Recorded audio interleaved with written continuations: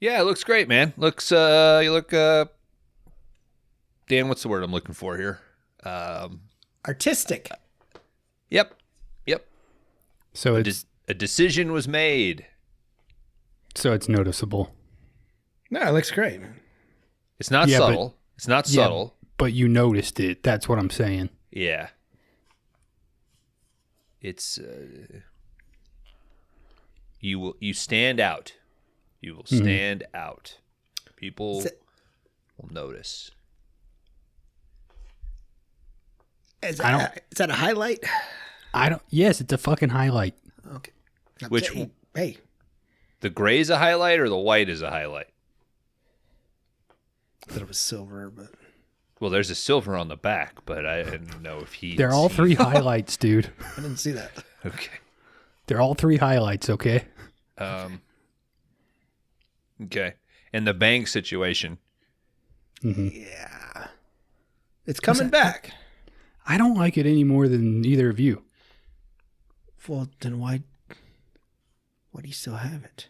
The fucking piss orb came out, and it said, "I am. I'll That's grant his you." name. I know it's his. Can we not? He said, "I'll grant you a wish." He didn't give you 3? And that's the first thing Nope. that came to mind was give me metal hair. I was gonna say, make me a metal god, but what came out was make me look like a metal god. And I didn't get any of the other stuff. I cannot play a guitar. I cannot sing. If I cut it, it grows back twice as long overnight. Yeah. You didn't get that cool metal like. I didn't get spiked anything, bracelet? dude. I didn't get anything else. I just got this big hair. It sounds like the piss orb doesn't understand what metal hair is because it seems like it's more of a metallic bob, like a soccer mom bob Yeah. for 3/4 of it. Yeah, but some of it's actually metal. Okay. So Can like I- by his definition, Can I touch How are you cutting that? it like this? I took See, that does the scissors bounce right off. I took a Sawzall to it the first night. Oh, that's where it went. Yeah. Can you bring that back, please? Yeah, BBW we needed coming that in the here. other night. Yeah. No, it broke. It broke and it's gone. Yeah. Like we had an opportunity. The Sawzall is Yeah. gone. And like it went away real quick because of that. You're never going to see that again. You sure? Yes. What happens a lot is we tell you we don't want you to bring stuff back in the store, and you bring it in the store. So please don't bring the Sawzall back into the store. Yeah, we don't need it. I don't have it anyway. I'll look in his car later. Can we plug the humidifier in? No. At least. Nope. Come on. It's brought nothing but trouble. Do you have any idea what that would do to your hair? Well, I don't know now. Good one. What's it even going to do? I You mean, tried the barbershop? I know it's hard to believe that it could get worse, but that frizzy, Jesus Christ, dude. Did you try a straightener? Yeah. Yeah, dude, I have tried everything. Have you tried laying down by the railroad tracks and putting the hair over one of the tracks? I think that counts as cutting it. It'll grow back. I think maybe it's your outfit. Maybe you should dress to the hair. Well, now I have to. I don't see any other way. That's a good part. That's a good thought, Dan, because quite honestly, yeah. I just assume you're already unhireable with that hair. Mhm. And if you were to come in with like a cut off denim vest, And cut off denim jeans. yeah, Little tiny jeans on. bunch of bracelets and You could do summer security at the summer concert venue out there. yeah. I'd hire you. Well, the hair is going to add easily 12 more degrees. You could answer the phone at a local mechanic shop, you know? I mean, so I believe that there's opportunity for you. What I don't envision from this look is that you have health insurance. We don't have health insurance now, dude. What's health insurance? You guys don't have health insurance? No. How'd you get health insurance? All right, I guess I really am the manager. Maybe we just go down to the scalp. Have you shaved completely? It'll come back. It will come back. Okay. It'll come back twice as big. What if we remove the follicle? What if we got a laser? I don't think it's going to work. You know what I'm doing? I'm doing the same thing I've done with all of my female friends. I try to solve their problems instead of just letting them vent. I apologize. You're trying to outsmart a piss orb here, dude. I mean, I don't think this shit does not operate logically. No, I think that's a fucking wig, and you're just using this as an excuse to plug that fucking machine back in. Can we plug it in just to make me feel better? I'm having a rough day. Why don't we pull it off? Pull it off. No, it's attached, dude. Ah, fuck. What'd you use? It's sharp. Ugh. Don't. One wish, dude. One fucking wish, and you wished for metal hair. You I didn't said, wish for $1 billion. Like I said, I want to be a metal god. It came out the wrong way. What do you want us to do? Do you want to activate the green orb and then want one of us to waste a wish to say make Kron's hair back to what it was before? Or make me a rock god, you know? Did Can this we do affect that? your Can we just pubes either? Yes, they're as big.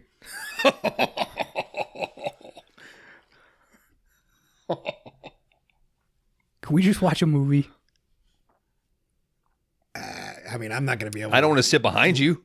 I'm not going to be able to look at that Fine, movie. we'll I'm going to be staring at the hair. Yeah. We'll all sit by each other. Please pull all the blinds. We can't have any glare in here. Fine. You know what? Here, I'm going to pop a movie in. I'm going to plug in the VCR. I'm going to plug in the piss humidifier. And we're going to watch this movie together. Because this week on 5-Day Rentals, it's Shock 'em Dead.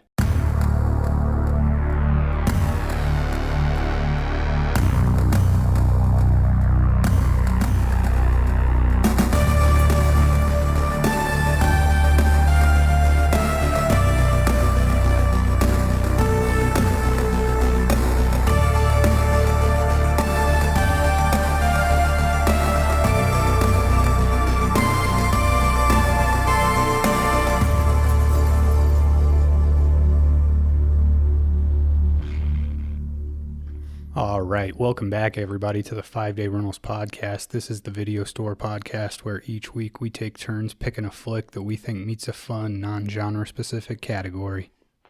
This round's category is Metal as Hell, as brought to you by Bones. Movies with the imagery, the ethos, the idea of what it is to be metal. Previously, we've covered Valhalla Rising and heavy metal. But we're going to be wrapping it up with a Kron pick. Shock 'em Dead from 1991, directed by Mark Freed. Can't do this thing alone. I'm joined as always by a couple guys who take turns watching each other through the pizza peephole. It's Laundry Dan and Bones. Say hey. Hey. Kron, your hairstyle that ruins your lifelong dream of waterbed now. Mm-hmm. Too pokey. Yeah. You'll drown in the night. You guys ever have one of those? I didn't. No. Somebody I was with had one. My wife's parents famously moved her and her sister into one room to get a waterbed and made them share a bed. Worth it. So the parents could have a waterbed. It's totally worth it, dude. Like, how does that work? Child abuse. Yeah, what's the logistics on the room count? Did the waterbed flow over into another room? No, they took... They had to take a wall out and shit to fit that waterbed in? Yeah. No, they just made my wife and her sister sleep in one bed instead of having two. They sold the other bed and bought a waterbed for them. Oh, they had to get like the waterbed money first before they could. And made them crash in a bed together. So like, wow. So they had two twin beds, or something. They sold the two twin beds, gave the girls their full size or queen size bed, and then bought a waterbed. Mm-hmm. Why not just sell your bed? I don't know. Oh yeah, that'd make a lot more sense. Let them. I guess maybe the two twins were worth more than the one. I guess queen? so. They talked somebody into it, maybe. Here I go Yeah. again, trying to solve fucking problems. Should just listen and let people vent. Do they still have that waterbed? No. Probably sprung a leak on them. I knew a guy in high school that had one. And it was probably his parents before then, right? Yeah. Do they still sell them? I bet you could still buy a waterbed. Murphy doesn't like the idea of it. Oh, you get one I don't know if cat you can claw hear in there, dude. You're done for. Yeah. What an odd thing to just take off. I get the idea of it in theory, right? That it would be moldable and whatever, and some of them I think would heat the water or cool the water. How do you fill it? You got to run like a hose from your sink to the bed? Mm-hmm. Yeah. There's like a valve that you use to also then drain it. How do you... Does it drain back into the... I guess it goes back into the sink. You siphon it and then put it in a bucket. I think you get You know, a somebody did that. 100-foot garden hose that you run outside. Mm-hmm. And you get you and 4 friends to lay on it.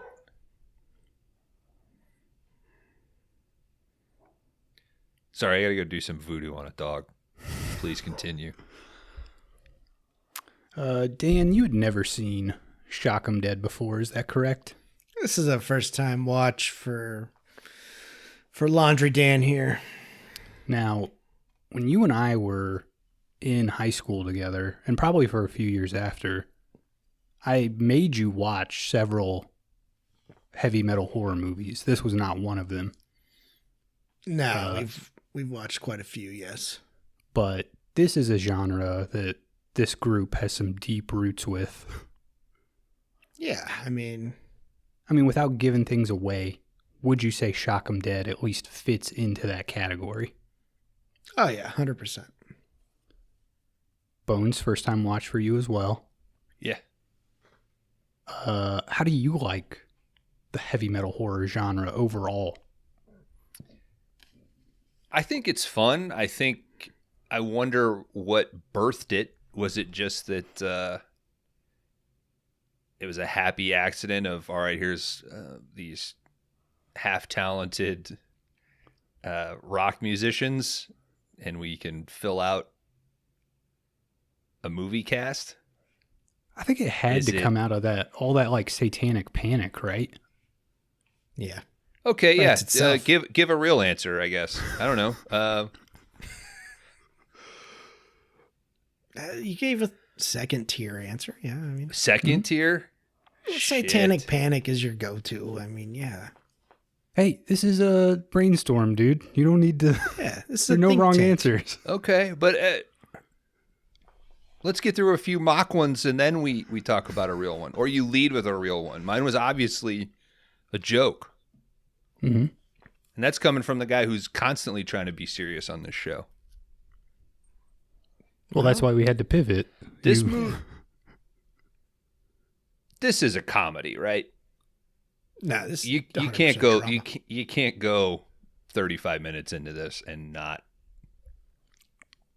continue to think it's serious. I'd say it's at least like a comedy horror comedy, however you want to. This one might veer more into comedy. Okay. It's funnier than The Killer. Like which one? The John Woo movie? Because that's Or the- deadly serious, dude. Or the David Fincher one's pretty serious too. I don't think you're allowed to say that because if you watch The Killer seriously, apparently you come down kind of mid on it. But if you're like real smart and you're like, wow, this movie's fucking funny, then, you know, you do a 3.5 or a 4. Mm-hmm. And you sort of excuse the fact that one of our like best directors is just doing mid-level shit on a streaming service. It sounds like you need to do a rewatch. Guys, the fucking Fall Guy is a theater release. Is it what? It like the Fall Guy is like a theater only film. I thought it was like a fucking Netflix movie. See, I'm getting mixed up with this one and like The Gray Man or some shit. Yeah. The Gray Man isn't that a Gosling thing? Yeah. Well, the Fall Guy is also Gosling. I don't know what the Fall Guy is. Okay. You not know what The Fall Guy is? Because he's watching metal horror movies. All I'm watching is the like late 80s. Shock 'em Dead and Black Roses and shit, dude. What is it that you love about them so much that you picked this? I don't know. But once we saw Black Roses, because we went through a long period there of watching shitty horror movies that we were getting out of the Best Way laundromat and video. But once I saw Black Roses, I was like, I fucking found it, dude. I found the genre that speaks to me. And then I started tracking down more of them. Right. So I know we did Rock and Roll Nightmare at one point. Bones bought me a DVD of Hard Rock Zombies.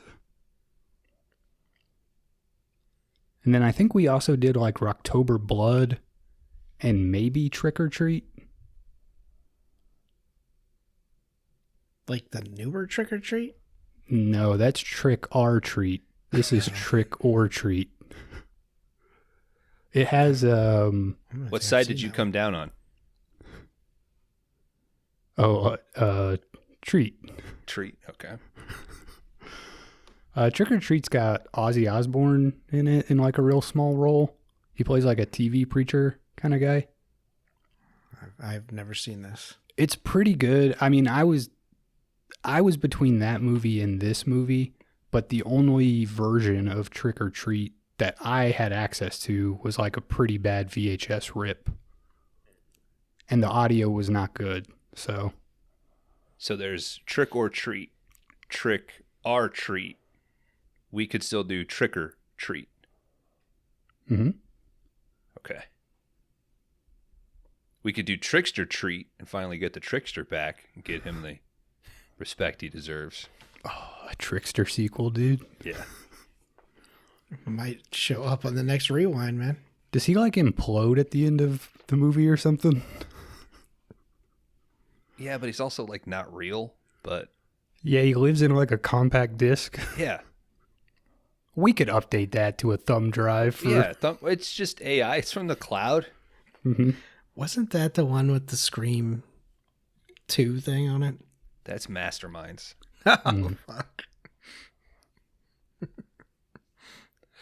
But we could put Scream 2 the game in our Trickster Treat soft reboot.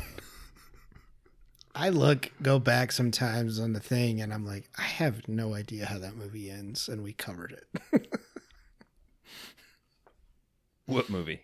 Just on some of them that are on there, I'm like, I don't know how that Just is. like 4/5 of the list. Yeah, I mean that should be pretty much the middle chunk, right? Mm-hmm.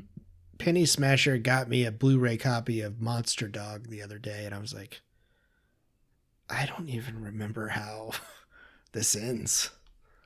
There's two things I remember from that movie: the music video, Big plate and the of sandwiches. sandwiches. And the sandwiches, that's it. They also had that printout sign that was done on like a dot matrix Yeah. printer that says like, "You are home now, Steve," or something. But yeah, the thing is though, like, you watch the movie, you cover the movie, but the thing we have to like continue on are the bits. Mm-hmm. Do you have any idea? Go ahead. I feel bad because I spent a whole week with that movie, and I should know it from front to back. You should, but that's more on the movie than you. Yeah, I mean, a lot of the movies we're watching for this thing are not Citizen Kane. I mean, Yeah. I don't think any of them are making lists of best endings of all time. Dan, to be quite fair, most of the list, I'm not sure how they begin or what happens in the middle either, if that helps you out. That might be an interesting exercise. Just pick a random movie and try to see if you can remember, like, what's the opening and what's the ending. Let's do it for Rewind 11 game. Okay. All right, guys, we're not here to talk about the Rewind 11. The Rewind to 10 was fucking terrible enough. We're here to talk about Shock 'Em Dead from 1991, directed by Mark Freed. Before we begin, you should probably rate my letterbox. Dan, you want to start? Yeah, this is a tough one. Kron, I think I'm going to go 3.5.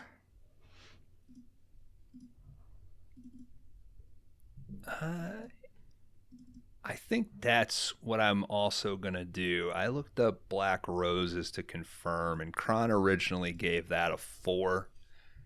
And I don't think he likes this as much as Black Roses. So to be safe and strategic, 3.5 as well. We'll see at the end of this episode. Guys, we start out. We see this dipshit band. They're doing a cover of Purple Haze. They've got just one problem. They got a big show coming up, and they just can't find a decent guitar player. Classic. I think it's a better version of Purple Haze than the original, if you ask me. Wow. Yeah. So a bold statement, Yeah. considering there's no guitar on this one. It opens with this guy kind of goes a little free bird with his guitar solo, right? They don't like it, but his solo is pretty. I don't think he was that bad, honestly. No, The original guitar player they Yeah, had? he wasn't. Yeah. He's fine. He's better than the singer. Yes. I The will agree with the singer is bad. that. Yeah. And he does have some very specific character traits that I think that's all we need to say about this individual. It does not age well. It makes it very difficult to mock. Mm-hmm. If I specifically, because I'm the one who has a tendency to slip up and have to cut stuff out, if I slip up, I apologize. The movie is creating a villain via stereotype. I am not. Do you think he's the villain? No, I think he's meant to be. He's a villain. He's not the villain. He didn't live long enough to see himself become it. Yeah. Whoa, that's profound, dude. Yeah, I just made that up. Yeah. Good luck getting away from that thing. It's going to haunt you forever. Fuck. All right, eventually their keyboard player, he's like, I might know this guy, but it's a bit of a long shot. We cut over to this guy, Martin. He works at a pizza place. Boss is breathing down his neck. He's like, this is not an exercise in creative expression. Here at the Pizza Playhouse, we only do things one way, the right way. 8 ounces of cheese, 18 slices of pepperoni, 6 ounces of mushrooms. People expect consistency. You don't get any other choices? No, there's one kind of pizza and everybody gets it. It's also the Pizza Playhouse. Why is this guy so, why so serious, as Dan might say? Jesus Christ. I don't necessarily think the guy's wrong, though. If that's the tried and true method of that pizza, to fucking triple the cheese and skimp on pepperoni. 18's a lot of pepperoni, dude. Not for a regular pie. Yeah, for a whole pie. Yeah. Dan, what's the wherever you're itch getting on your here? pizzas, dude, you were getting gypped. I'm not a huge pepperoni dude. I like a little bit of pepperoni. I feel like you're coming at this as like a one slice or one roni per slice kind of Yeah. situation. In older age, I'm not a pepperoni guy. It gives me heartburn. Yeah. Yeah, what's the math on that? So if it's 6 slices, you're looking at just 3 per slice. That's nothing. Mm-hmm. That's a fucking cartoon pepperoni pizza. Hmm. How many pepperonis do you want? 4 or 5 a slice. Yeah, you should have some pepperoni on every bite, right? Do they have a vegan pepperoni? Yeah. Is it like, can you tell? I enjoy it. The bummer is it's not consistent. The brand at my local grocer that does the vegan deli slices and the vegan replacement stuff, they don't always have the pepperoni, which is a bummer.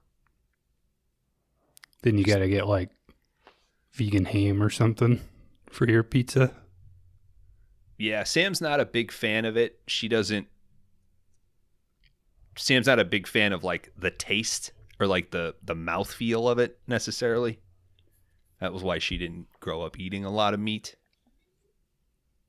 But for me, it's mostly about like, oh, that's an easy way to get a few extra grams of protein in a meal, you know? Mm-hmm. All I'm saying is so far, owner, he's going about it a little harshly, but he's correct. All right, suddenly Martin's coworker, she sees a vagrant out in the street, and she announces to everyone and no one, "Oh, look, here comes that creepy voodoo lady. She's into black magic." That's who I'm hanging out with. Also, doesn't the pizza place look like it's in the center of like a city park? Yes, it looks like it is in the middle of it's surrounded by greenway, essentially. Yeah. Yeah, it looks like it's next to the banana stand in like Arrested Development. Mm-hmm. Another one of Martin's coworkers shows up. She's late for work. She missed her bus. Yeah, boss doesn't give her any shit.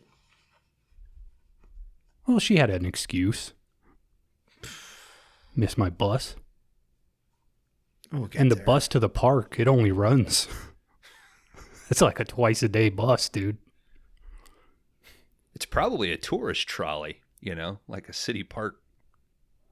Yeah, it's like the pass you get for the regular bus doesn't even work for this. They take like commemorative tokens or something. You have to take a metro bus to the park and then take the park bus from the zoo parking lot over. She's like, "Oh God, I'm so sorry I'm late. I got caught up watching the English Bobby downtown." Oh yeah, because we know we're in LA because they show a montage during Purple Haze. We'll make sure Brentwood. We'll make sure to get the English Bobby into Trickster treat. Write that down for later, Dan. Trademark. You could probably get fucking Travolta to play the Trickster, is all I'm saying. At this point in his career. I want to bring back the original guy. I do too. The joke is you start with a fake Trickster. Then the original comes back. You just do a face-off 3 with the Trickster and John Travolta. I just nutted. What if there's like everyone's going to see the Trickster movie and then he kills somebody in the bathroom or something? Yeah. I was watching Scream 2 earlier. What was the name? So we'll of the just rip movie that whole opening. with the Trickster in it. All right, the boss tells this lady. Brain Scan? Yes. I'm glad you guys are remembering what the Trickster's name is. That we had you guys had trouble with that for months. What? Yes. I still do it now as a joke. I sent you guys a t-shirt and I said, finally I can get the Jester on a shirt. Yeah, and then I came back and said justice for Trickster. Mm-hmm. That was me, Dan. You sent me a t-shirt? No, A link to I a sent t-shirt. you a link to a t-shirt. Oh, that's right. Somebody's Shopify or some shit. Mm-hmm. Should we do t-shirts? Yeah, with the Trickster on them. Table deck. Scream 2 is not a video game.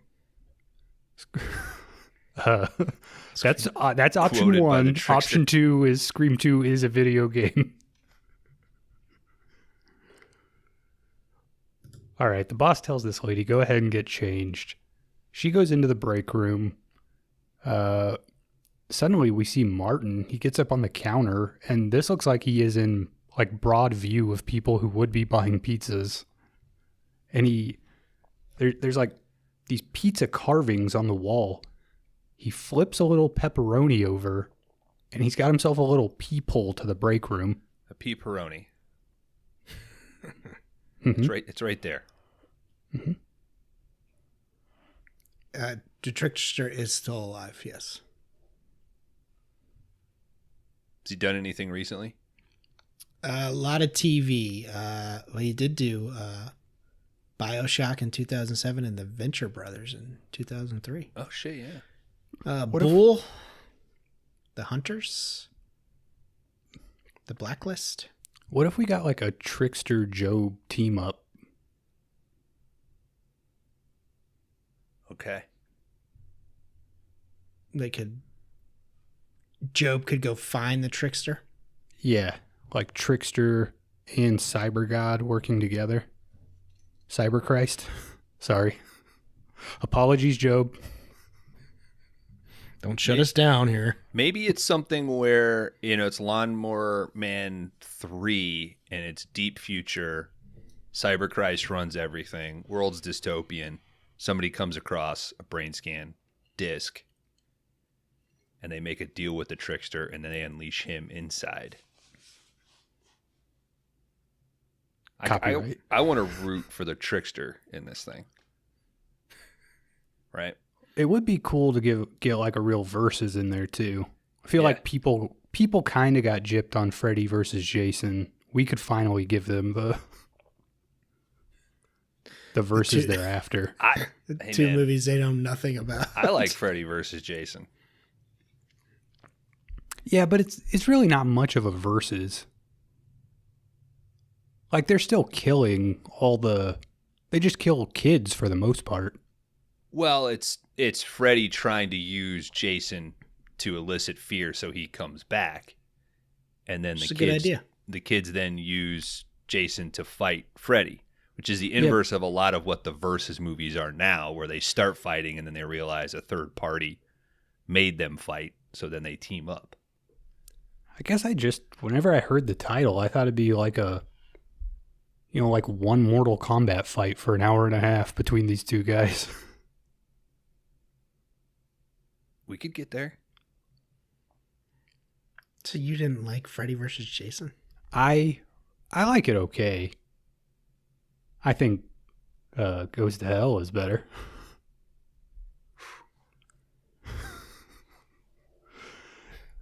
Freddy vs. Jason gets real digital effects heavy. Okay, I agree with that. I don't think they're bad necessarily. I admit they're not great, but they're fun. They're okay. It's an okay movie. It's not. I would put it in like the middle grouping of, Friday the 13th movies. I think there's worse. I think there's far better in both franchises. I think if I had to watch a movie with Freddy in it, it's probably my first pick. Maybe the original. 1, 3. I might go 2 over Freddy versus Jason because it's so weird.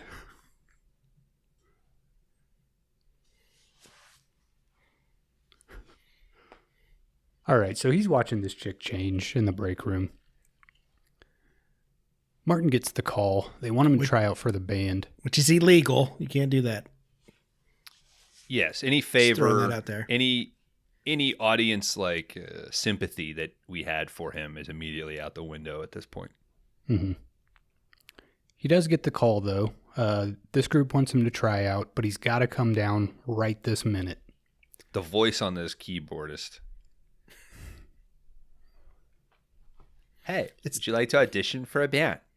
Like it's not quite a lisp. It's almost like he's doing a Valley Girl accent or something. It also sounds like they're reading him the line, and he is repeating it. And he's related to the guy who owns the trailer park? Yeah, that's his. It's either his son or his nephew or something. Okay. But good catch, Bones. That's something your average Shock 'em Dead viewer isn't going to care about.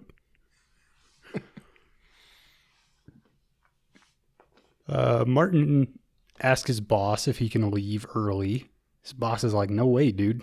You got to work this shift. Martin just takes his apron off, throws up both middle fingers at this guy and says, fuck you. He shows up to the audition. The band is jamming together. Sorry, the owner then splashes some pizza sauce on his shirt and says, oh no, now you'll make a terrible impression. Mm-hmm. And I'm thinking, that's fucking metal as hell. Mm-hmm. Yeah, you show up covered in marinara. Yeah. He did have a shitload of stains already on it. I mean, I guess that, if you showed up to a metal audition and they were like, what's that shit all over you? And you're like, I just flipped off my boss and he threw like pizza ingredients at me. Yeah. I just quit my job to come to this audition. That's pretty fucking rock and roll, dude. Mm-hmm.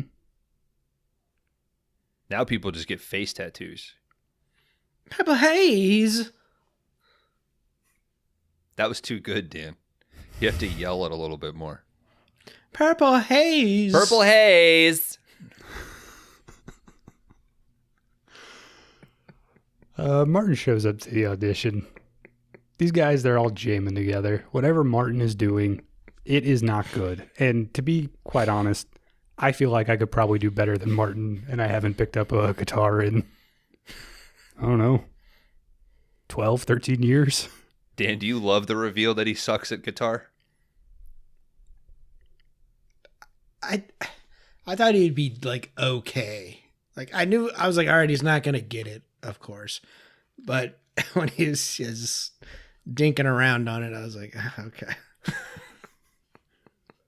I expected him to be a little bit better. It sounds like the first time I tried to play like one of the indie tracks on Guitarsmith. Yeah, it does. I mean, what he's doing sounds like when you are, you put Guitar Hero on Expert and you've never played it before. And you've never heard the song. Like in Guitarsmith, whenever it'd just be like some obscure fucking math indie band. And it would say, when you start it, it's like, this song has a very particular tuning. And you're like, oh, I'm already fucked. Is that like a game? Retune the guitar. Yeah. We ever talked about that? If I can remotely play guitar, it's because of Guitarsmith. It's like Rock Band, but with a real guitar. But it's still like, it's like a thing that you plug into your console? Yeah, it's a USB on one end and a guitar cable on the other. And you throw it in there and you go through and you tune and anybody who's ever played it or not played it, you definitely have to go in and adjust your like delay because of your sound system, because there's often times where you'll fuck up because it's the delay of the audio to when you think you should be hitting. Sometimes it doesn't quite register, but yeah, that's how I can kind of play Thunderkiss 65 and Bush Machine Head. Purple Haze. All right, the singer cuts everybody off. He's like, I think we finally found him. Martin gets a huge smile on his face. But then this guy says, this might just be the worst guitar player in the entire world. Martin leaves. He's defeated. The lead singer says, fuck it, let's just call the guy with a nose ring. Which I thought was pretty funny. They don't care about the guitar player because it's his music that's going to get them signed. Mm-hmm. Why is she putting him in this situation? Their manager. Yeah, kind of glossed over. The band does have a manager. She's dating the bass player. That's our lead character. She's Our top lead build. character is Martin. Top build. Yeah. No, she just had the biggest name. What's her name? It is Tracy Lords with an Tracy Lords. She was an adult film star. This is one of her first forays out of that industry. And she's not bad. She's all right. There is a lot of nudity in this. Not Tracy Lords. I think that was the director's like, yeah, I'm going to hire her and not show any of her. Like, got him. You don't think there was some discussion where it was, I'm not going to show anything because I'm trying to be legitimate? I mean, I did come across some trivia about her and how it was at the time of AIDS and she was a porn star, so she wasn't allowed to like drink from the same stuff as them. I was like, that's fucked up. She had to have her own trailer. I was like, well, that's, at least she got her own fucking trailer. Wow. I mean, I thought trailers on this movie. Sorry. I thought if anything, they were like, hey, can you get naked in this? And she was like, okay, here's my fee for doing nudity in a film. And they were like, that's 110% of our budget. So we cannot pay you that. It is just hard to believe that this is LA and you can't find a guitar player to play basic chords on Virgin Girl and I'm in Love with a Slut. It's 91. GNR is like huge right now. Yeah.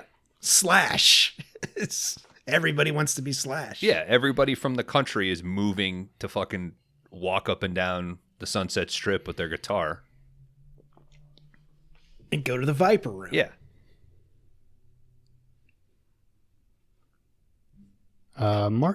Martin heads back to the pizza shack. He asks his boss if he can get his job back. Boss says, oh, you want a job? The toilet's clogged. Take this straw and suck it dry. Throws Martin out of the place. Now, I get that Martin is hard up for money, but if we just talked about you can throw a rock and hit a guitar player in LA, I'm pretty sure you can find 1,000 other pizza places that will probably hire you. I don't know why he needs to get his old job back. He's not an investment banker. I mean, well, that's what he knows, He already knows he could peep on chicks through the pepperoni peephole. And you think it's like a peephole thing? This is the only job that affords him that opportunity. I mean, it's a nice benefit.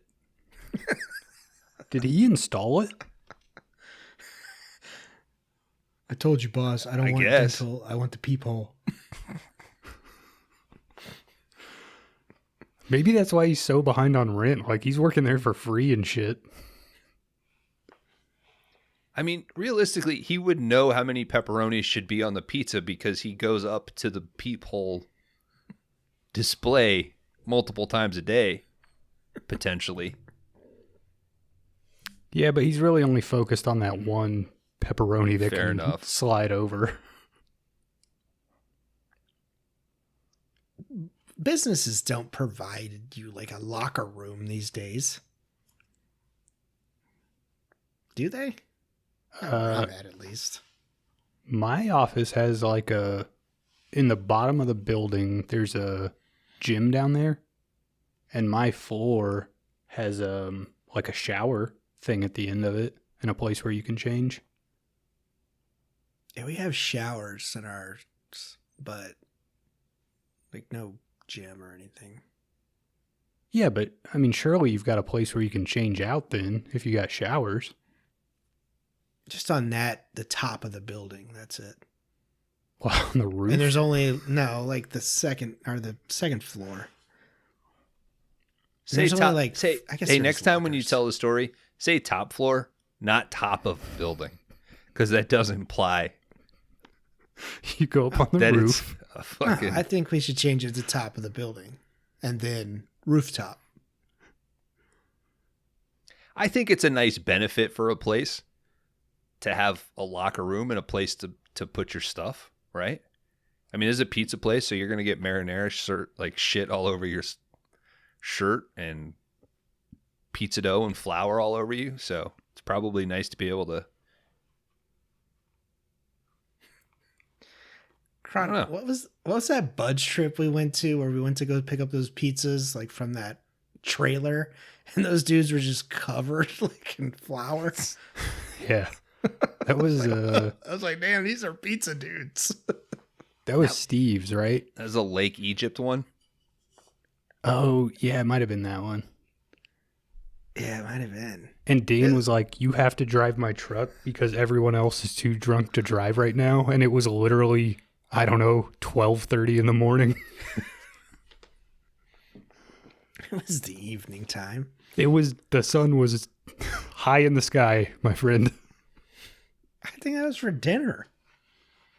I think we were getting for dinner, but it was not yet 4:00. I know that much. It's a Bud's tour, man. Oh yeah, because Kron, you got there last, right? So I think you were you were the most sober. Mm-hmm. He was totally sober. To be fair, I think I had one beer, but that was literally it. I mean, I was definitely good to drive, you know. But I do think everybody else might have got like 6 or 7 in them by that point in the day.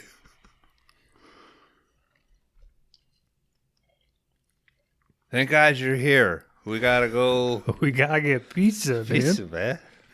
I want 20 pepperonis per slice. I expect consistency.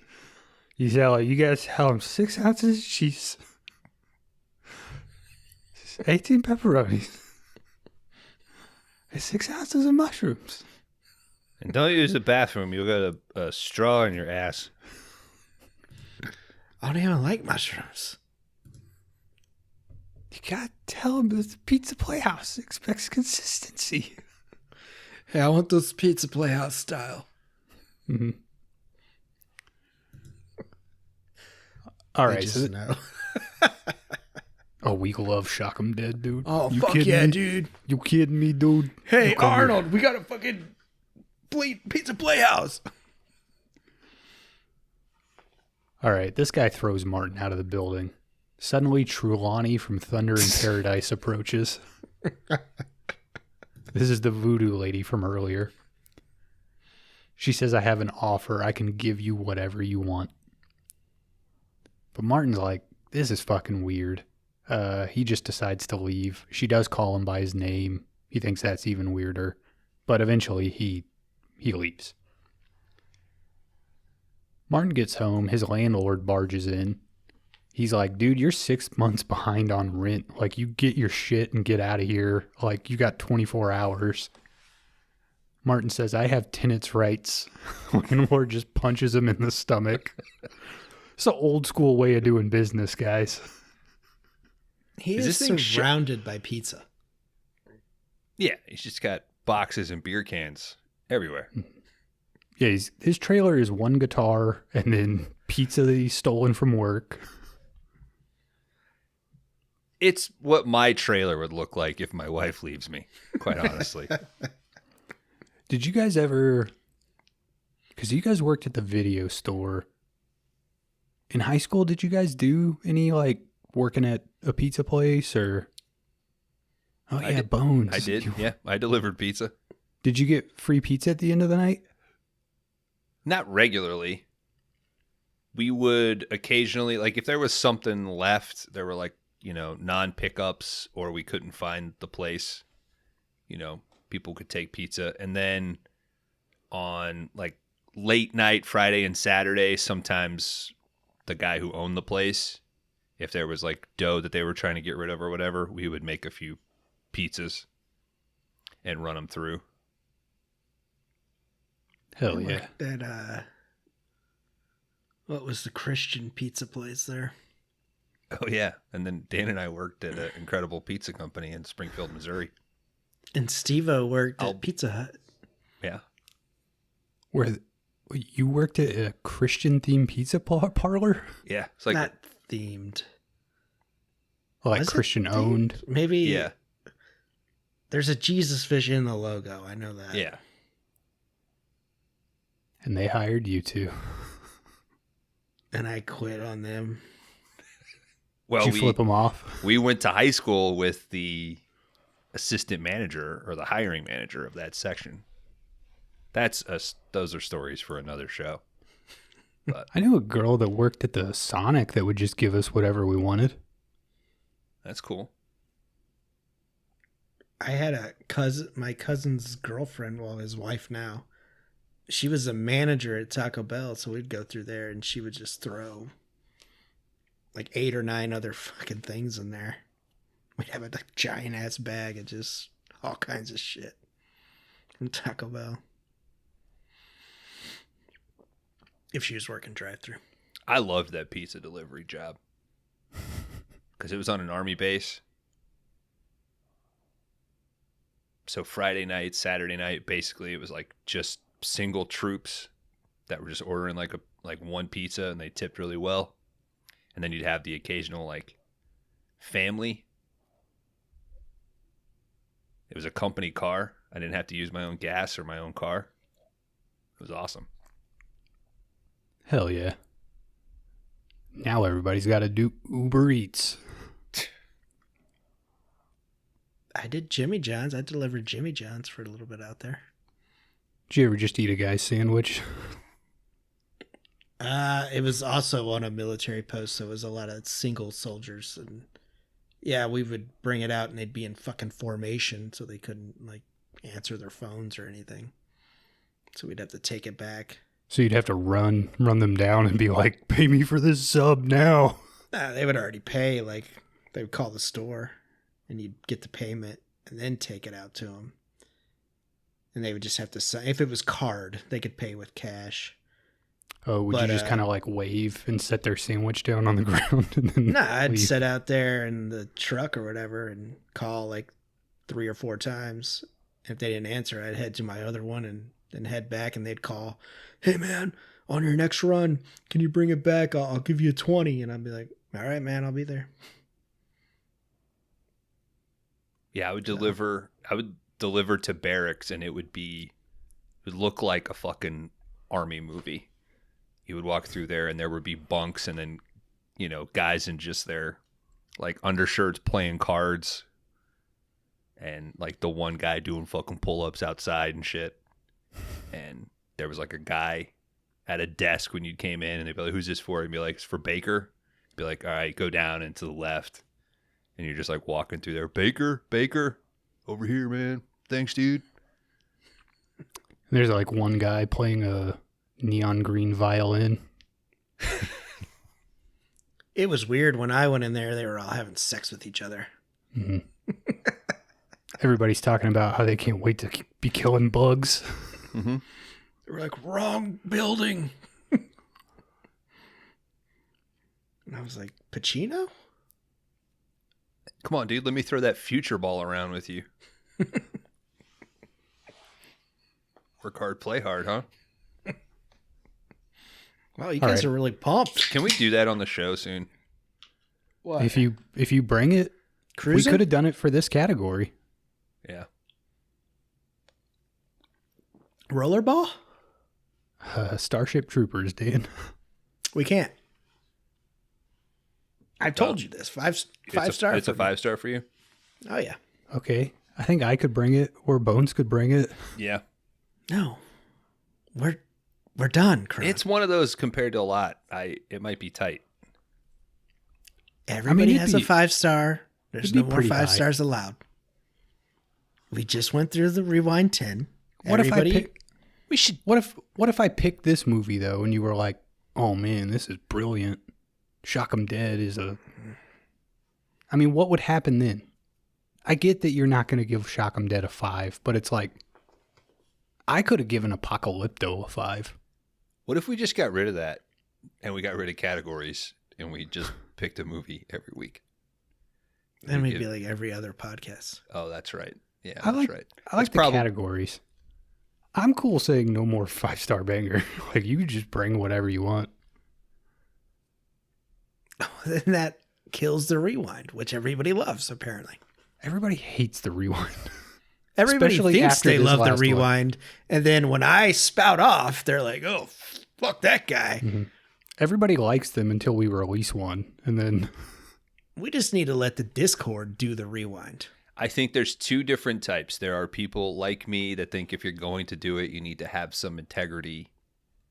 And somebody in the Discord bringing up, like, it is difficult, like creating a game. Game theory is tough, right? And if you stay in something long enough, you're going to figure out the holes. And you kind of need to readjust. And then there are the stirrers in there that just have fun listening to the argument.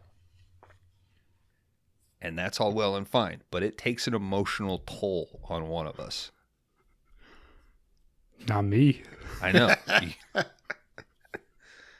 Yes, it's you. You guys have nothing left inside. And It's definitely not I'm me. holding on. You don't think I knew my Rewind 11 choices directly after we recorded Rewind 10, dude? All you've been doing is scenarios. I will can see burn it on you to your the whiteboard. ground, dude. Me? Yeah, you. Not if I win, Kron. All right. That's why I said the other day, you better win. All right, this is not the show. Move on. Martin leaves. He's getting kicked out of his place. He Threaten goes over me. to see the voodoo lady. He's got no options left. He's ready to make a deal. She says if you trade your soul to the demonic world, you can have whatever you desire most. Fuck yeah. I love how upfront she is. Hey, What, she must just- be doing pretty fucking good. Her house is like nice No, it's not. compared. Well, her interior decorating is terrible, but the house is like, oh, that's a pretty nice house for a lady who just runs around doing Yes, voodoo if stuff. you saw her in the park, if you went to go get a pizza and you saw her in the park, you would not think that's a woman that has a nice structure of a home. Surprisingly, it is a nice structure. The inside leaves a little bit to be desired. For me, a non-voodoo guy. I don't know. If I knew a voodoo guy, I would ask him, what does he think of this interior deco? I didn't even see a snake in there. Oh. How you doing, Bones? See you a doing? Bones? How you doing, buddy? Hey, my ears were burning. I know. If you didn't come on that, I was gonna pull out the accordion, lay down a few notes. Well, I hope it's one of the old ones. It's just like a fold-out triangles connected to each other. Oh, like I'm playing for two dogs in an alley? Mm-hmm. You know what I'm talking about. You know just the type. Quick question there for you, Cajon Kron. Mm-hmm. What did you watch this week's movie? Did you get are you on the emailing list still? I get all mine. I don't have any internet. But someone's been sending homing pigeon. How are you here right now? Someone's sending a homing pigeon. It was me. I said, I get the pigeon, I read the note, and I go to the library until I'm needed. Oh, thanks for using your local library. Mm-hmm. I'm glad that they're open this late. They open 24/7. Did you And break in? You can drink in here. You can drink any way you want down here. Is that just your parish's libraries, or No, that's the whole state. The whole state is free nice. 24/7 libraries that you can drink in. Now, when you say Hey. open 24/7, does this mean you've figured out how to get inside 24/7? Or It is open as long as you know where they're not looking. I mean, I'm sure you're friends with the local law enforcement, right? Mm-hmm. It's a big alligator. is that? Well, he ate the sheriff, right? And the badge just got lodged in his tooth. That's how it happens. He came out of the swamp with the badge in his tooth and the cowboy hat on his head. And we said, well, God willed it.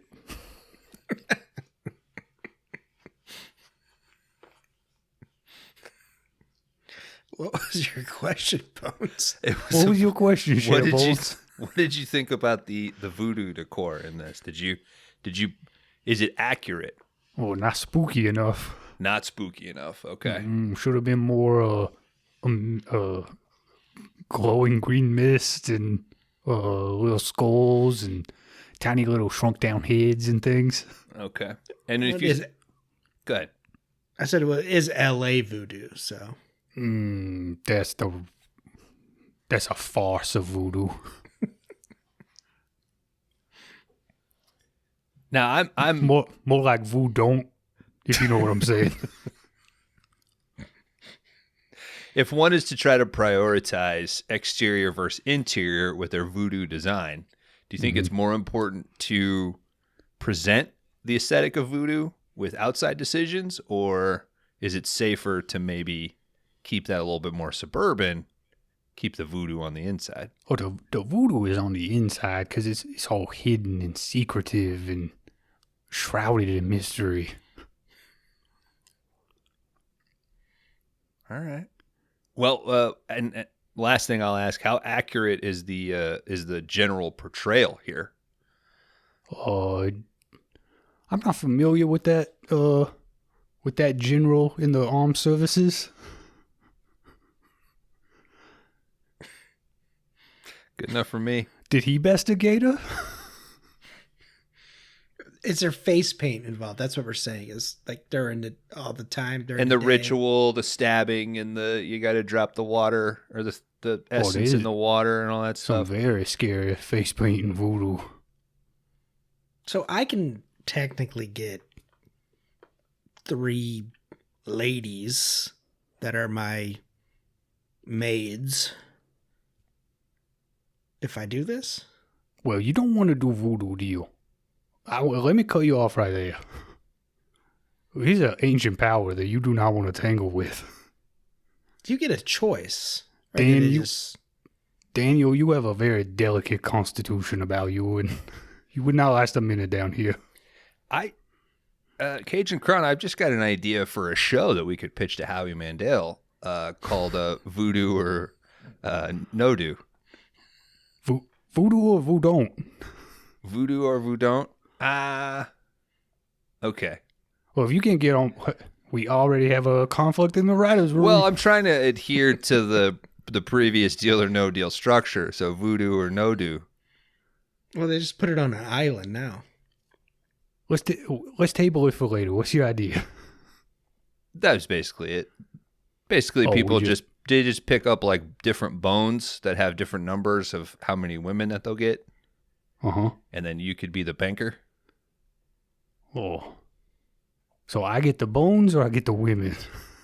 Well, you're trying to stop Dan from getting the bones and the women. Oh, The bones, I just gotta pick. the bones tied to the number of women. it's an interesting idea. And it's women, right? All What women? kind of bones? Well, Dan, of course there's going to be some sort of loophole where we trick you and it's actually a demon that looks like a woman. She's got her own problems. But Well, it's that's tall man? how voodoo works. But in all actuality, even though the women like appear to be, beautiful and they might be like a little deformed, they're honestly like quite nice and a pleasure to be around and make you snacks and serve parties and like if And you kind of, you wouldn't really need to do the rest of what you're doing. You could just be happy in that space in your house. any guy would be lucky to have these 3 women in this beautiful house and should just be happy with that. Yeah. Yeah. But the whole point is the banker's trying to undercut you. And the banker's Cajon Kron. Mm-hmm. Because he knows it's a sweet deal. And he comes in here and goes, no, don't mess with the voodoo. I'll push your head into a fucking fan blade, dude. I hope Jeez. What got in your grits today? you don't have the bones to back up what your mouth is saying. I'm in. I think I'm in. All I'm right. into. Let's shoot a pilot. Okay, get voodoo it or on. voodoo or voodoo. That's the final title. All right, I want a few more Are we points giving then. Cajon Kron 51% of this? Nah, I'm getting a few more points. Whoa. I want 250,000 and 20 points. Oh, you guys can't do anything without my say-so. I mean, Very interesting. we could get another voodoo guy. No. Who do you know? Who do you know that do voodoo? We'll put out the call. We'll hop in a fan boat. We'll go for a ride. 5-day rentals reaches far, dude. Mm-hmm. Oh, the shit. I mean, I'm in tie with the sheriff. You made a big mistake. You've thrown him a few raw chickens in your day? Mm-hmm. Okay. Etouffee bones, etouffee Dan. Etouffee. All right, Always a pleasure with that guy. Martin agrees and says he wants to be the greatest rock star in the world and have everything that comes with it. This lady just stabs him right in the chest with a houseplant. Looks like a green That was a turnip. knife, right? I thought it was a knife. Is it an aloe blade? I don't know what it is. I guess, yeah, it is green, wasn't it? Anyway, He wants everything that comes with it, so he wants the rights to his music. What is he, Taylor Swift? I don't think that's a guarantee in the music business. What if we redid this and it just turns into Taylor Swift? Well, it wouldn't be a heavy metal movie anymore. Yeah. And how do we know Taylor didn't do this? Oh, shit. Yeah, I got a whole documentary about the satanic imagery in her music. Have you guys? I think there's some Illuminati backing for sure.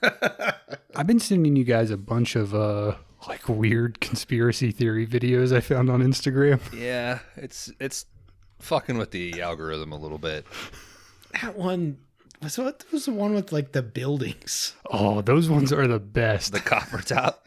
I watched it like 3 times and I was like, I don't have a fucking clue If you go to that person's what I'm supposed to be page, picking up on here. it's literally them, and they film windows and doors that are like at ground level, and they just go, clearly evidence of the mud flood. They're so funny, dude. The one where he's like screaming about the guy who's in the mole people cave. He's like, that's obvious signs of mole people. You do not want to be messing around with this. I got very entertained by QAnon, so I get it, Kron. All right, she stabs this guy in the chest and puts a mask on his face. Martin enters the netherworld. He sees himself in a coffin. He starts walking around and he comes across the devil, who's playing a sick-ass Flying V double guitar. Fucking BC Riches, baby, 1991. God damn. I'm sorry, but it's not cool. It's the devil playing a double guitar, dude. I don't know. There's something about it that's just so lame. I realize that there's a lot of skill to be able to like tap and hammer that, but the presentation of it is just not. Dan, did you come across this guy's name? Yes, I did. I think it's Michelangelo Batillo. He's the guitar wizardry, I think, in the credits. Yep. He's an actual dude. He would play like a double guitar. He could play both left and right-handed at the same time. He also, I believe, has instructional guitar playing videos. So maybe. Bones, watch your mailbox. Okay. It must have happened after this movie was filmed, but I did see photos of him playing a 4-headed guitar. Like, there's 2 coming up here and 2 coming down here. Like fucking Goro? Yeah. Oh, I found a thing. This is really funny. If I can pull this up real quick.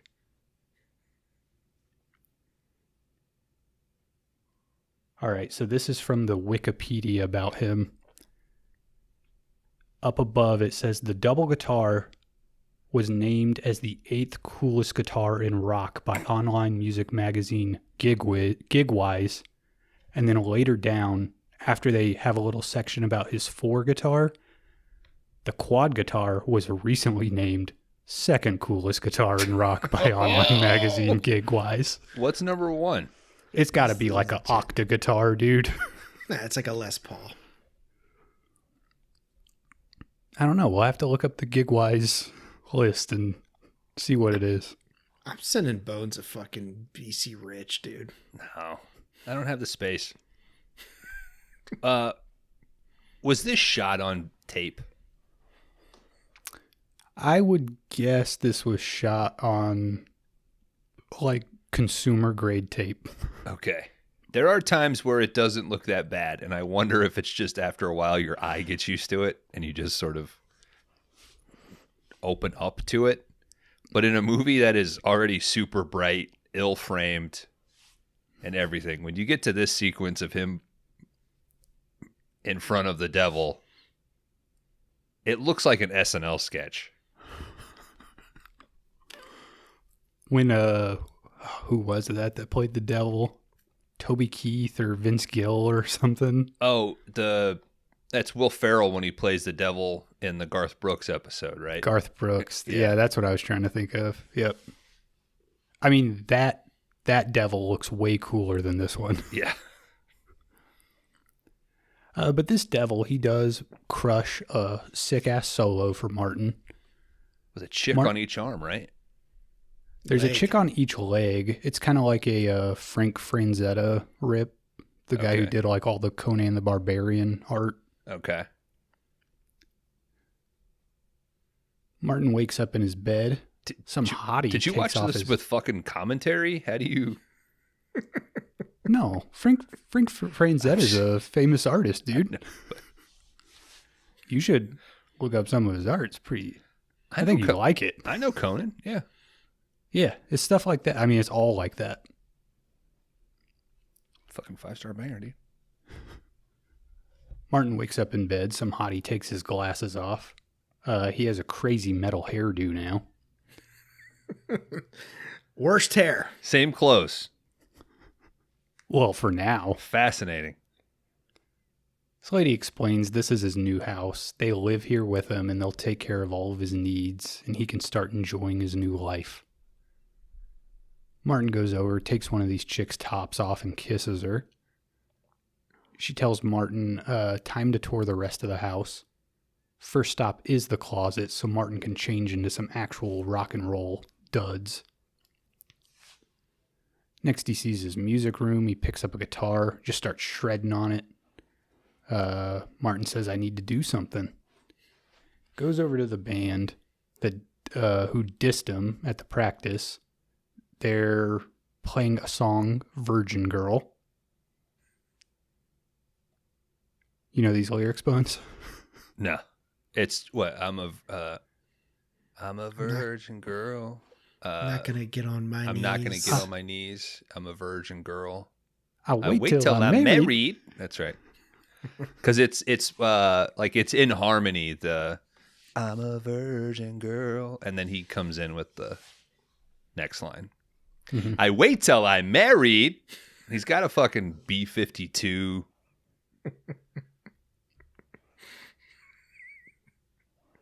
Bring your jukebox money. He's also wearing a crop top. Yeah. Mhm. Is this pink or neon green? This is green at now. Green. Okay. His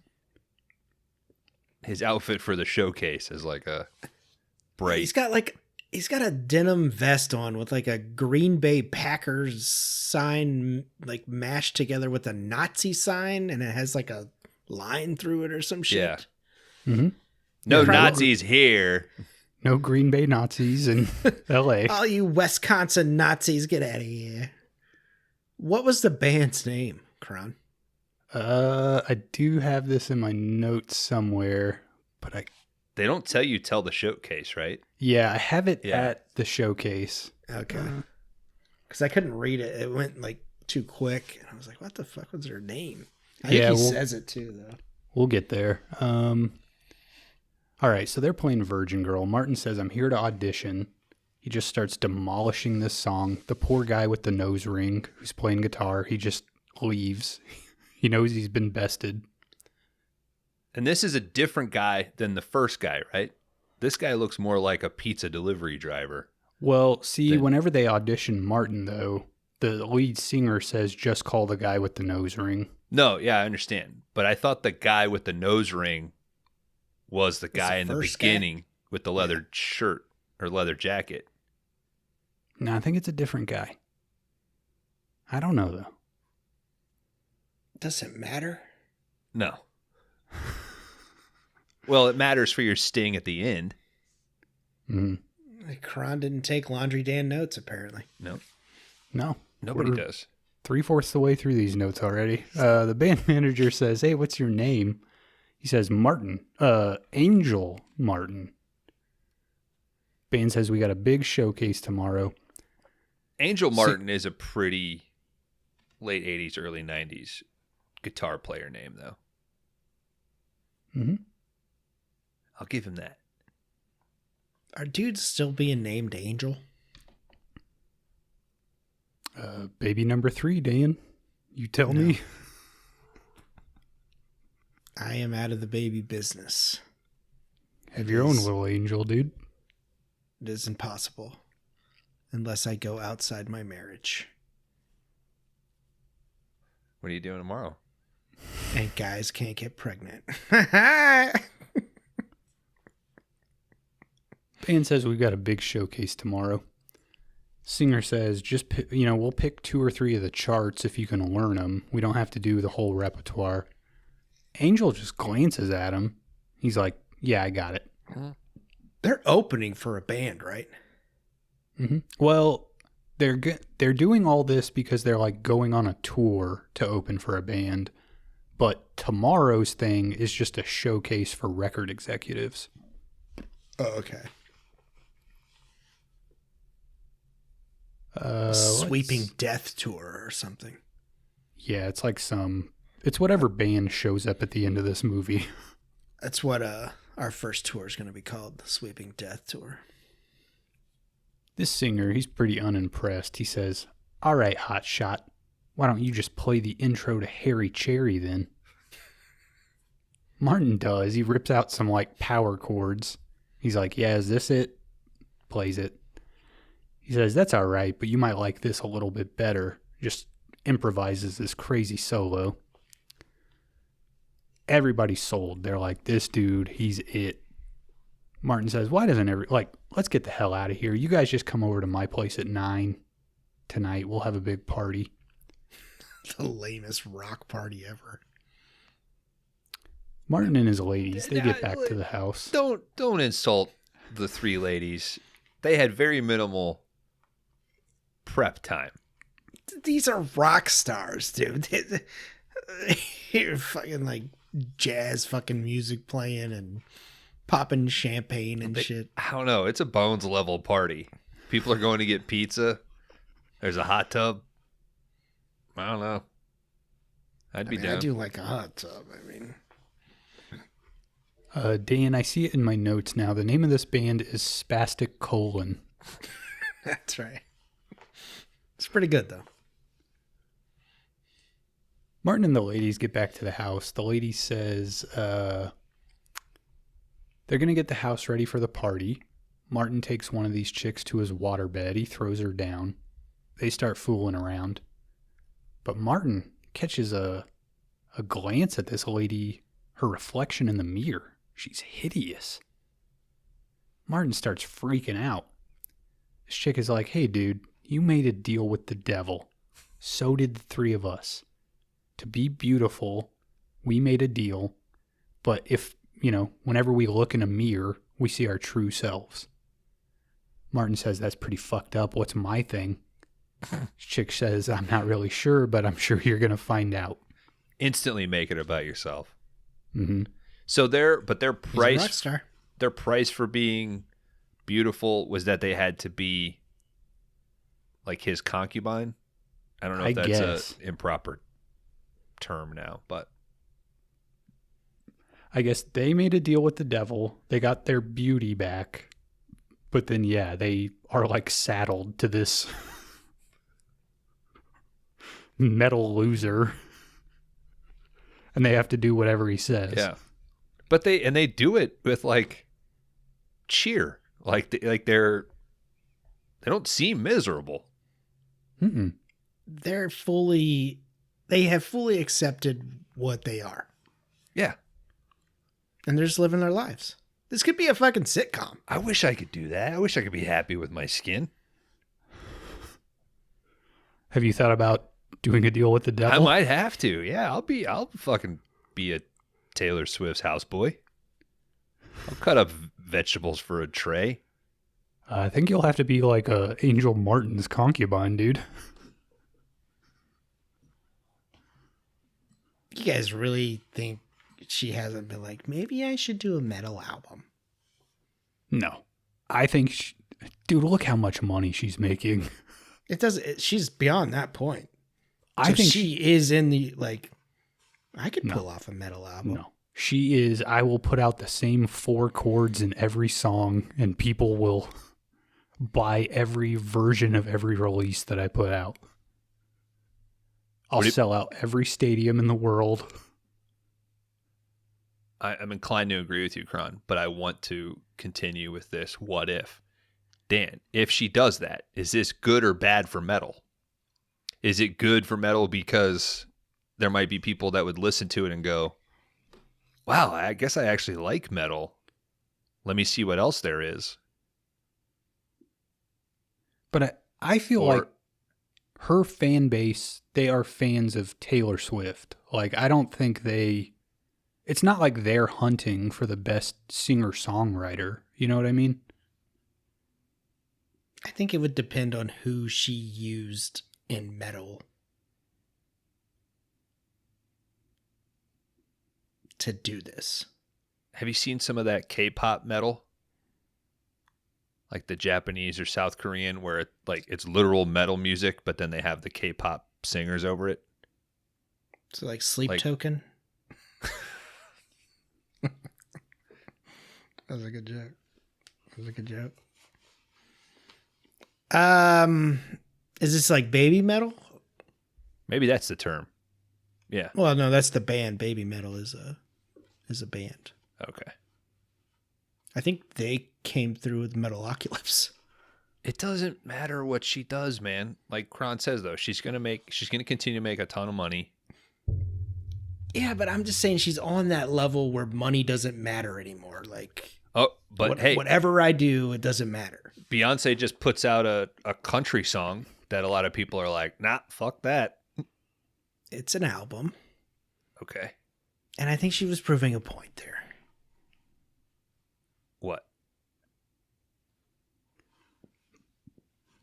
That people are racist? Yeah, pretty much. Yeah, okay.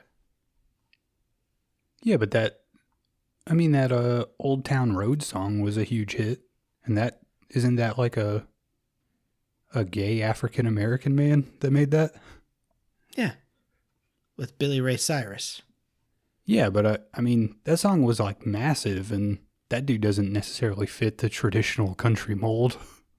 Yeah, but was it on the country charts? I think so, yeah. It was ranked on the Billboard country charts, so I think, yeah. Oh, I think even my Beyonce parents were like, matter. I like that song. Mm-hmm. Yeah, she got a point there, Kron. All right, Martin goes. We're on Old Town Road side. I'm on a good music side. Yeah. Oh, it's so good.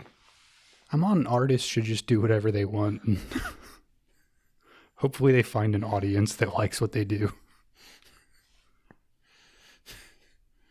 I mean, it is a fucking shame. Like, it's Taylor Swift is like number 1 through 10. It's like, what is wrong? Like, what is wrong with people? They just accept. Her fan base is just that it's like massive and rabid. I mean, they just. It's not that. It's like Morgan Wallen is also. It's like, what are you people doing? I don't know. People just like simple music, man. maybe that's what it boils down to. But I don't know. It's like, come on, people.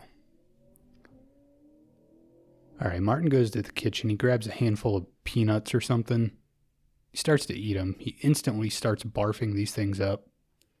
One of these barfs up a pumpkin. Yeah. This chick tells him, one of his ladies tells him, you can't eat real food, man. When you get hungry, you're going to have to kill somebody and feed off of them. And I guess that's a decent enough place for a pee break. Okay. Let's take a pee break.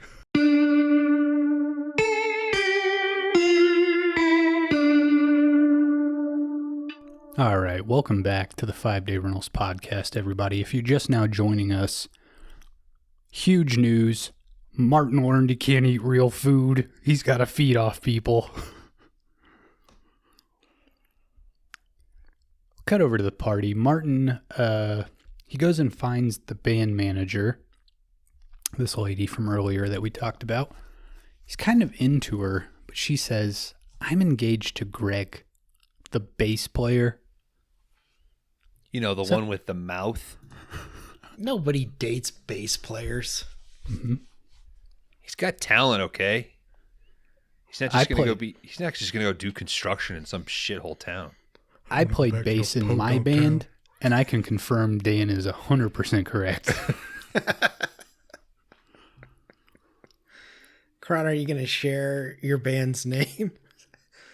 Yeah, well, why the hell not? I don't know why we should. I was in a metal hardcore band in high school that was named Ashes of Yesterday. We had one EP. I have seen Kron play live. And he didn't tell us about it. Yeah. I was driving by the venue, and then the name flashed up on the thing, and I continued the drive. I think Danny Duck was with me as well. And I was like, why does that sound so familiar? And we finally came down to like, oh shit, that's Kron's band. And we turned around immediately and went. We may or may not have used some of that music on that show. Uh-huh. Thanks, Kron. Do you like what you saw? Heard? Yeah. Oh, well, you saw the band play. Yeah, I gave you a hug and shit. And you were like, what are you guys doing here? That show was so weird. Because, yeah, they kicked everybody out and started playing like dance music and shit. The guy who was like the MC right before he brought us up, I think he looked at us and he was like, oh, you guys are bad boys, huh? I'm like, what? He's like, don't worry, I got just the thing. And then he played this soundbite. Like, it was literally like, live from the penitentiary. We were like, what the fuck is this? It was like this like, I guess he had 100 of them, you know, on like a CD. But it would give a whole little spiel, and then he went, Ashes of Yesterday. And we started playing. Did you spot Dan in the crowd? I think I saw you guys out there eventually. Like, yeah, I mean, after the show we came up to you. It's not like I had to look out across the masses of people to. I was like, oh, there's 4 guys over there on that side of the room. We had to do some crazy stuff to get into that show.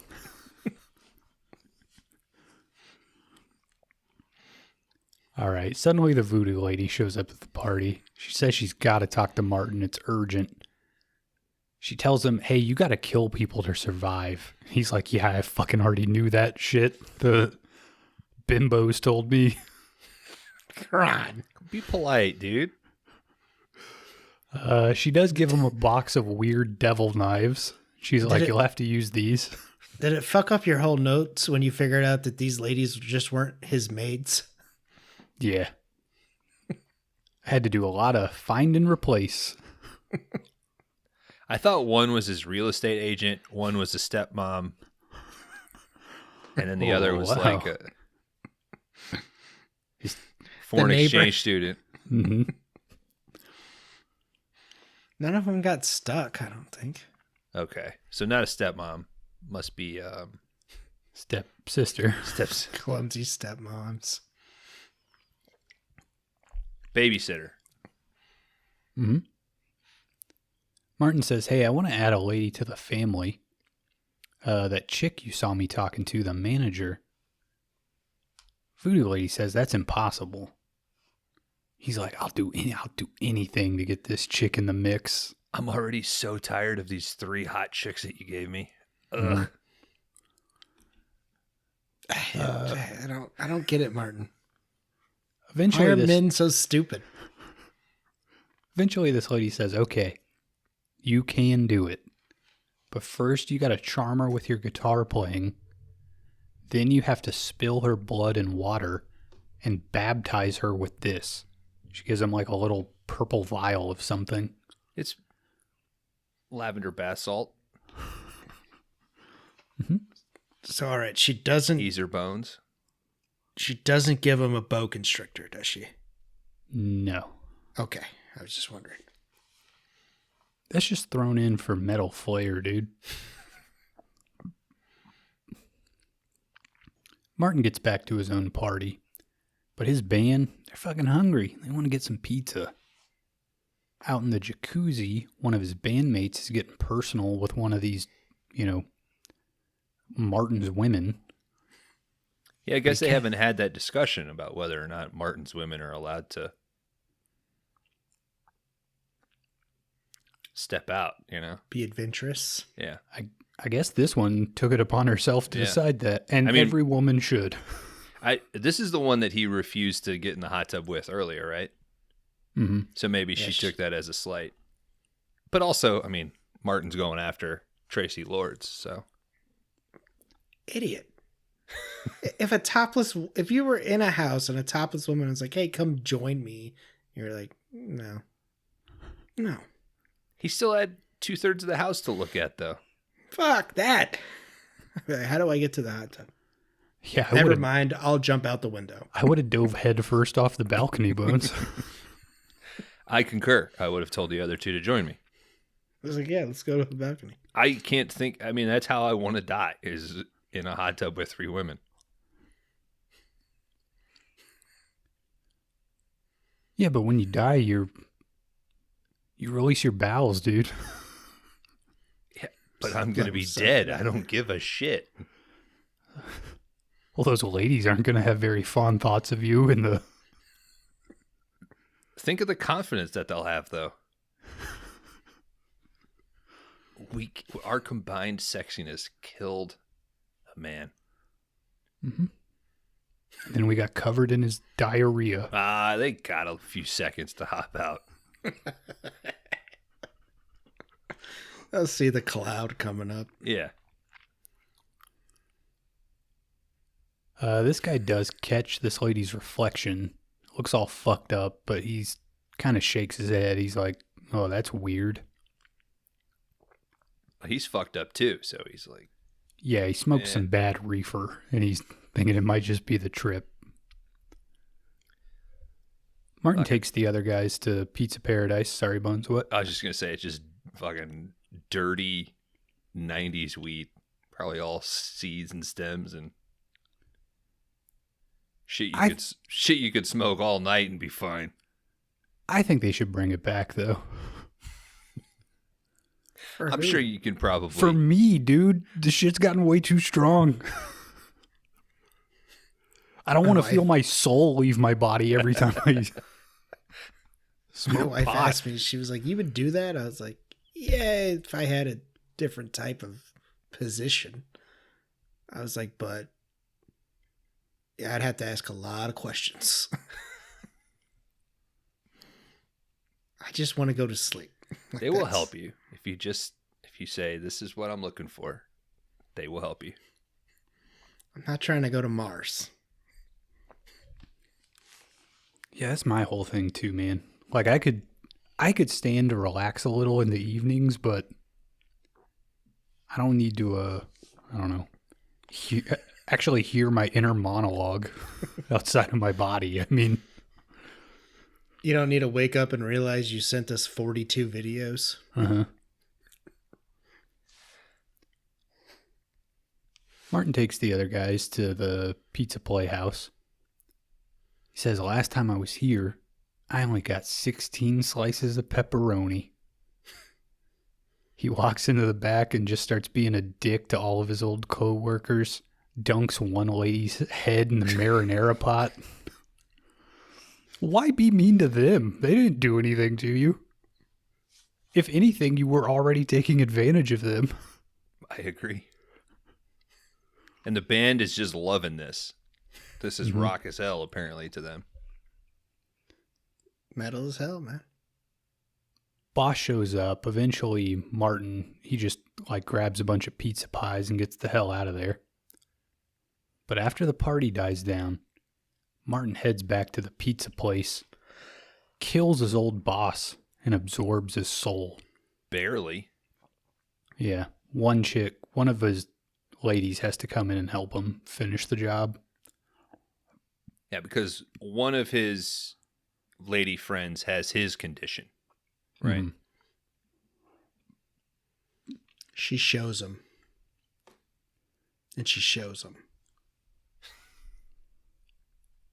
We cut over to the big showcase. Martin shows up. He's got his women with him.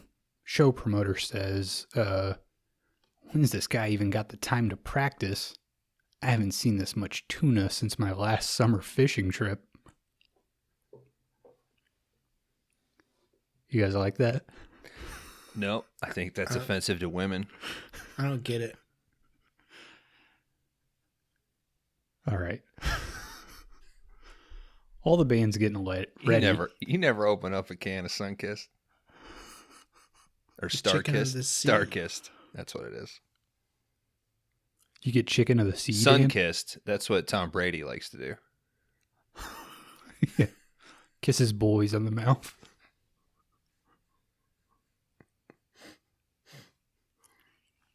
All the band's getting ready. Lead singer, he's in the bathroom shooting H. Somebody's got to in this movie. Little liquid courage, apparently. You think that's a good metal band drug? I feel like Coke would be the doesn't heroin make people real drowsy and I thought so, but I've never done it. Wait, no, I have done it. I forgot about that whole run. Yeah. canonically you were addicted, dude. I'm still addicted. I'm a survivor. Yeah, still an addict. That's right. That's why we got those ribbons on the back of our vehicles. Mm-hmm. Well, that was to subdue my canonical werewolf problem. I think. I don't know. This show's been going on way too long. Yeah, but when you were on the H train, you were real lethargic and shit. Yeah. I was cool. Maybe he's just trying to be cool. What's not cool is this pink unitard with the knee pads. Just speak for yourself, dude. I gotta hold. Can you guys hold for a sec? I gotta cancel 2 Amazon orders. When have you ever not done something because I thought it was uncool?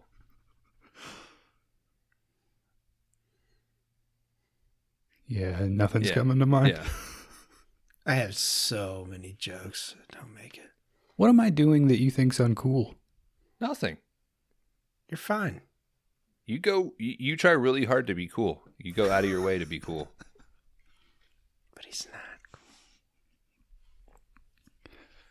Got All right, cool leather denim jackets. Huh? Well, Yeah, you gotta buy the women's from the women's side. You said it, not me. That's how you get the fits just right. Did that didn't even make it to pod, did it? I don't know. Yeah, I don't know. I think it's on one of the live records. Okay. Somebody says something about me having a women's jacket. Is it? I think so. It the is a promoter- woman's jacket. I think on one of the live records, somebody says I'm wearing a women's jacket. Okay. And to be fair, Bones and I didn't even make that joke. Yeah, you guys did. No.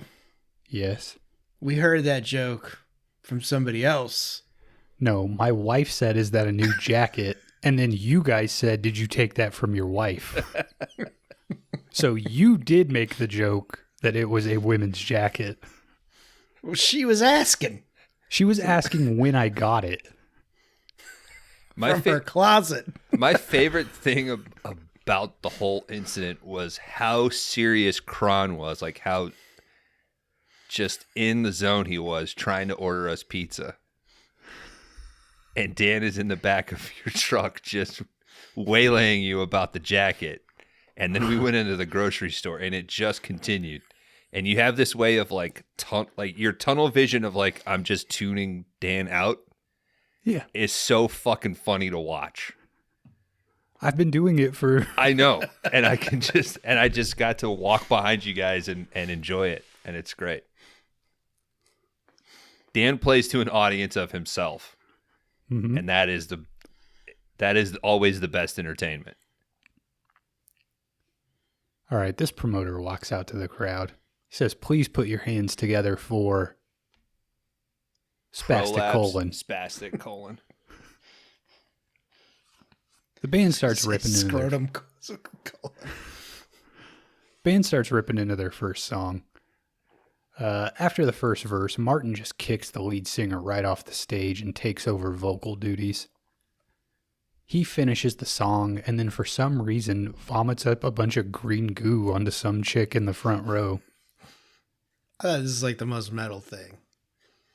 The promoters, to their credit, love it. Did you just throw up on her? This is the era of Gallagher. That's true. Mm-hmm. And Guar might be starting around now. Oh, Guar's already started, bro. Martin goes for their next song. He does pull out the crazy Flying V guitar. It's weird. I have tickets to 7 of their shows. I wonder which one we're going to. All of us. The band starts up their second song. All of us. Second song is "I'm in Love with a Slut." Every single one of you. And then after that, they cover Purple Haze again for some reason at the showcase. Well, it's the only other song that the rest of the band knows. I guess. I think that's kind of a difficult song to play. Purple Haze? Yeah. It doesn't seem that fucking hard. It's just, I don't know. It's a Hendrix song. Like, it's all Hendrix guitar. It's all guitar, I guess. Well, we've already seen what Martin can do, dude. And they've already paid for the rights to the song, so let's use it again. After the show wraps up, Angel says, "Hey, I gotta hit the head." But his energy, after all this performing, he's fucking depleted. He walks outside, sees a chick by herself. He says, "I felt like I had to get away from that crowd. How about you and me go to your car?" This chick hands him her keys. He gets into the driver's side. She says, "Where are we going?" He says, "You're going to heaven, and I'm going to hell." She kind of gives like a weird smile, but starts making out with him anyway. Mm-hmm. He's a rock star, dude. God, I was hoping Ronnie James Dio would show up. Martin grabs his demon knife and stabs this lady up real good. As he does, the old lead singer runs up and sees all this going on. Sees Martin's got like green eyes and shit. "Get your damn hands off her."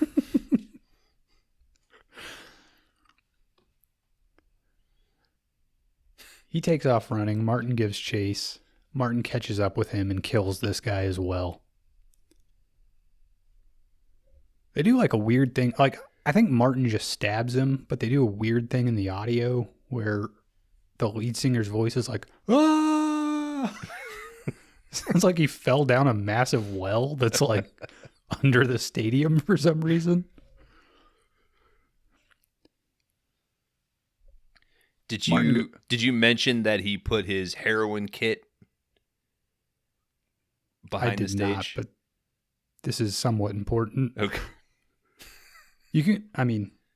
So the lead singer, he kind of like stashed his heroin stuff up on Like the bass amp or something. Yeah. It's around the stage. That's all that's important. Mm-hmm. Martin gets back to the party. All these bigwig record guys show up. One dude offers him, like, hey, we'll advance your band $125K. Martin says thanks, but I feel like we're going to shop it around a little bit. Martin goes over and finds the manager. Come on, baby. You don't got to do that. Guys, it's the same offer they made us last week, but I said we're going to shop around. They haven't called me back. You fucking idiot. What I could do with $125K. Oh, the problem is Dan can't divide that by 3, though. No, I told them it was 125 each, and that's why they were. Oh, okay. They were like, "Oh, we meant divided by 3," and I was like, "Fuck you." Martin goes and finds that manager chick. He's talking to her, and she sees her fiance leave with another lady. Hey. Martin's like, hey, that's fucking weird. Would you like to come over to my place for a bit? She agrees. Martin takes her home. She says she loves Greg. Martin's just strumming away at his guitar. I love his big mouth, his big bass player mouth. He can swing a hammer. He looks like one of the customers on SpongeBob SquarePants. His big mouth. Martin slips into the jacuzzi. He says, hey, Lindsay, why don't you come join me? Take some of that stress off. She kind of starts to think about it. She's like, no, I have to go. Spell didn't work. His guitar playing fucking failed. Lindsay gets home. Greg surprises her. She's like, hey, what about that chick you left with? Greg's like, shut the fuck up. Johnny is dead. They found him stabbed to death at the venue. Some other chick as well in the parking lot.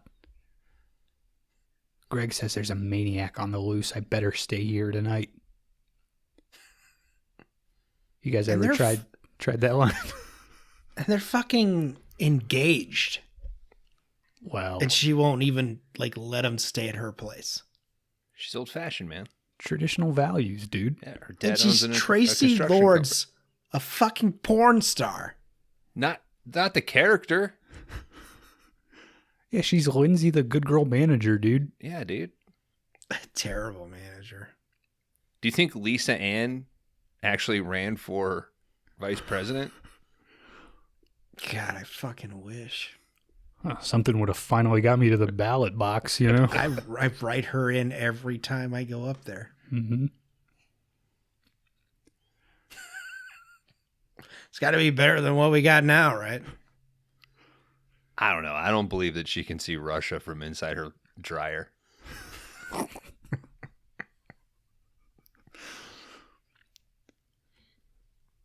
Would you be weirded out if she was stuck in the washer? Would you still do it? If it's a front load, I guess. if it's a top load, I've got questions. Not me, I'm getting up there, dude. Where's my stool? We cut over to Martin's old landlord. He's watching a porno with a dildo power tool in it. A Sibian. No, it's like on the BBW end of a standby. power tool. I think a Sibian's just like a chair, right? It is, but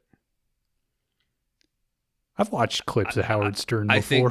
think canonically our Sibians in the store are Sawzalls with dildos on the end. I think it just became that. Martin comes in, pulls this guy right off the toilet. I'm a Now, guys- Sawzall. Man, I'm going to cut through so much shit. Guys, I What famously is said this? that you should let your enemy finish shitting before you attack them. And I stand by that. I think Martin is in the wrong here. But he's got the door open. Okay. If some guy's out in a field shitting, I'd let him do his business. But Kron, you just brought up the point that if I were to die in a hot tub, my bowels would release. If you just kill this guy on the toilet, wait a second, It's going to happen anyway, right? He's not going to feel that release, though. He'll be dead by then. Are you telling me would you rather die before or after shitting? Am I on my way to take a shit and die? Yeah, Right. you're on the toilet. Just fucking kill me. I don't give a fuck. What's your shit situation where it's like, are you, is every shit a big O for you? Like what? It's like your whole body starts burning and then you You guys know how shitting works. You need to go to the hospital. Yeah, dude. You get dizzy and your whole body gets really hot. And then you feel better after, you know?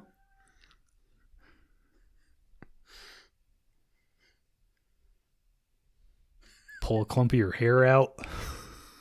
I think the only time it's ever been like, oh, yes, is like when it's an emergency. Like one of those, it hits you when you're in the driveway and you've got to like get the door open and get there. It's more of like a mental like, oh, okay, I didn't shit myself. In today's age, some guy shitting out in a field, you don't think that's an emergency? Why would you be wanting to kill this guy? What did he do to you? There weren't toilets in Valhalla Rising. I'm hunting him. I paid the $500,000 and Mm-hmm.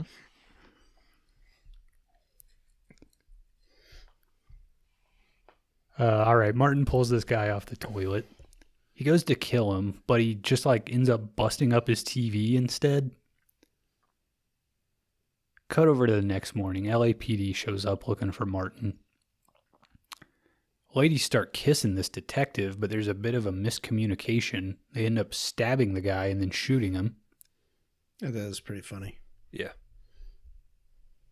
We then jump over to the band meeting with the AR guys. They go back and forth. The actor playing the cop, I think they gave him like 3 lines, and that's all he repeats. Because like he's like, I'm just here to investigate, and then she starts kissing him, and he like pushes her off and says like the exact same. I'm just here to investigate. He has porn actor energy. Yeah. I mean, he might have been a friend of Tracy Lord's. Hey, Tracy. Oh, there's a separate crafty for us? Sorry. Well, maybe that's what they were like. Hey, do you have any friends? Because we have to have like 2 water coolers and. Yeah, seems like a waste. Mm-hmm. We don't want all these Luna bars and Ritz crackers to go to waste. The band's meeting with these AR guys. They go back and forth over the price. Martin says 25 points, 250K advance. AR guys are like, that would be the best deal we gave to anybody, but eventually they agree. The band all go outside. They start to go their separate ways. Martin tells Lindsay, hey, I'm going to need you to swing by tonight around 6. It's business. She's reluctant but agrees, pushes her date with Greg to 8 that night. Lindsay does show up to see Martin. He just plants a big old kiss on her as soon as she walks in. She says this was clearly a mistake. Martin says, I love you. She says, I'm going on my date with Greg. Martin says, okay, come by afterwards then. She says she will. Dog. Now, does he have to eat from the different table now? Because they kissed? Yeah. They used a dental dam.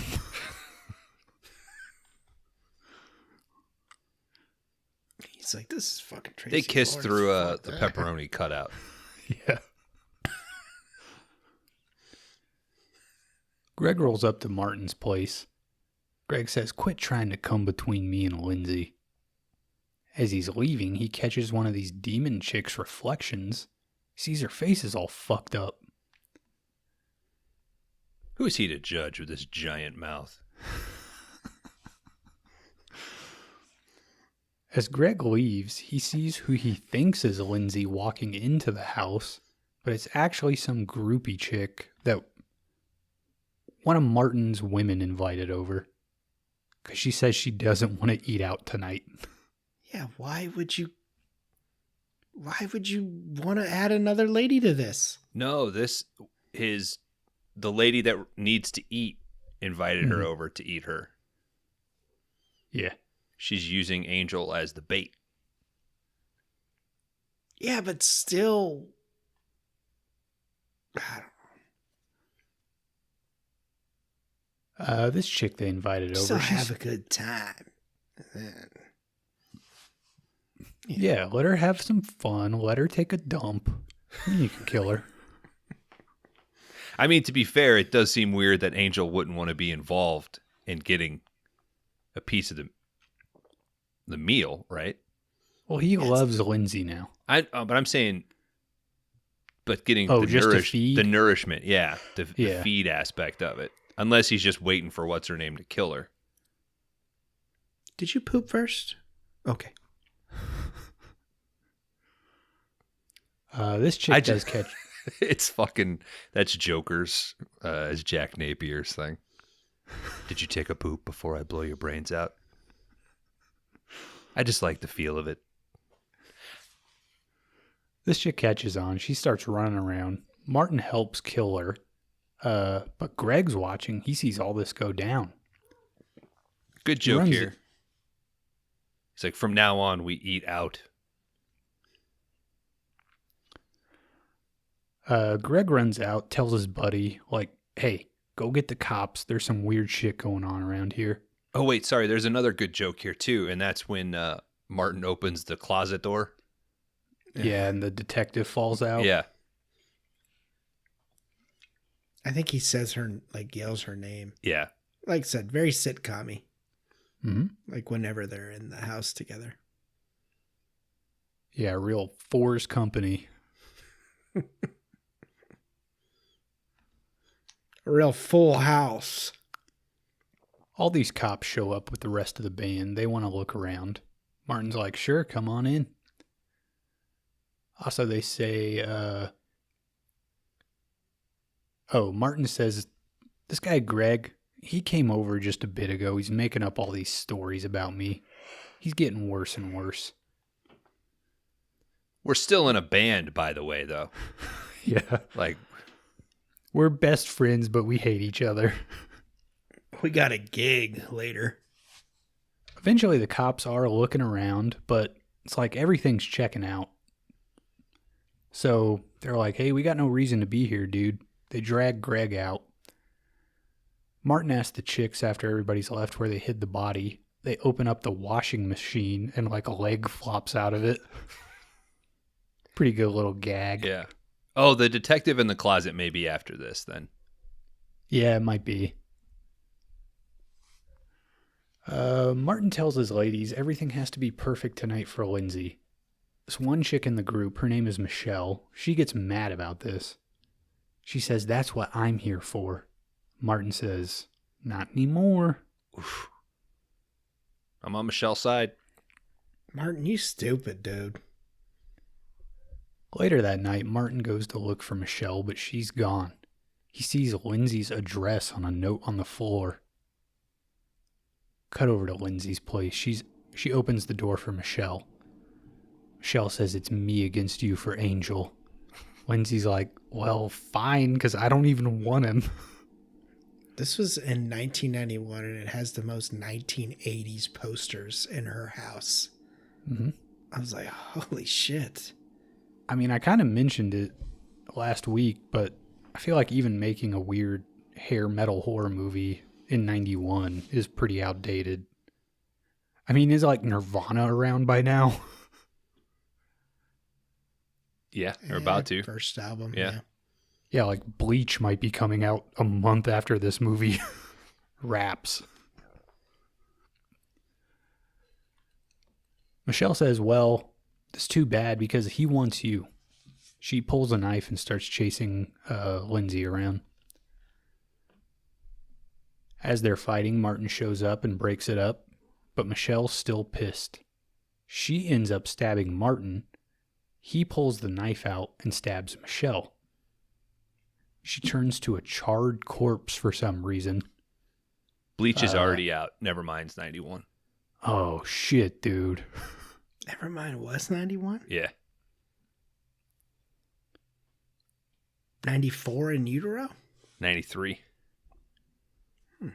91 sounded right for Nevermind. That's why I looked it up again. I was like, I thought Nevermind was 91. Incesticide 92, In Utero 93, Unplugged 94. 94 shotgun to the head. Yeah. Did he shoot or did he shit first, you think? I hope. Well, he had stomach issues, so the whole reason he did shoot himself was that and heroin. So I bet the heroin makes you harder to poop. yeah, maybe that was the reason you couldn't poop, Kurt. All right, so this lady does turn into. I got a new complaint. Come on, poop now. Come out my butt. Yeah, that whole teen spirit thing was just shit he was saying on the toilet. Come on out.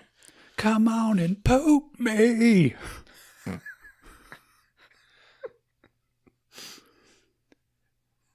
I was going to do wipe me again. Oh, I never get to wipe. I'm on the pot. I can't poop. Martin tackles Sit Lindsay. and drink. Alexa, take. Who is this podcast for? Nirvana fans? Who's the target audience? Us. Hey, Martin I think we're doing pretty good, right? We haven't changed for anybody.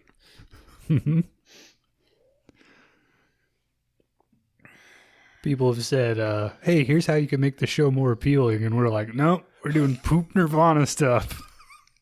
Fuck No, you. I don't have a toot.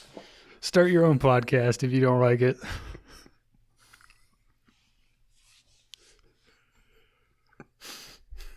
Martin ends up tackling Lindsay. He calls the ladies back at the house. He says, meet me at the amphitheater in 15. Bring my dagger. And the snake. Greg needs answers. He goes to see the voodoo lady. He says, I need some info. She'll say, I'll do you one better. I'll give you anything you want. He says, well, I want to kill Martin. She says, well, if he eats any food, he'll die. But he's not going to do that. So I can give you the power to defeat him, but it's going to cost you your soul. She goes to stab him, but Greg blocks her. He's not making that deal. Yeah, his lower lip gets in the way.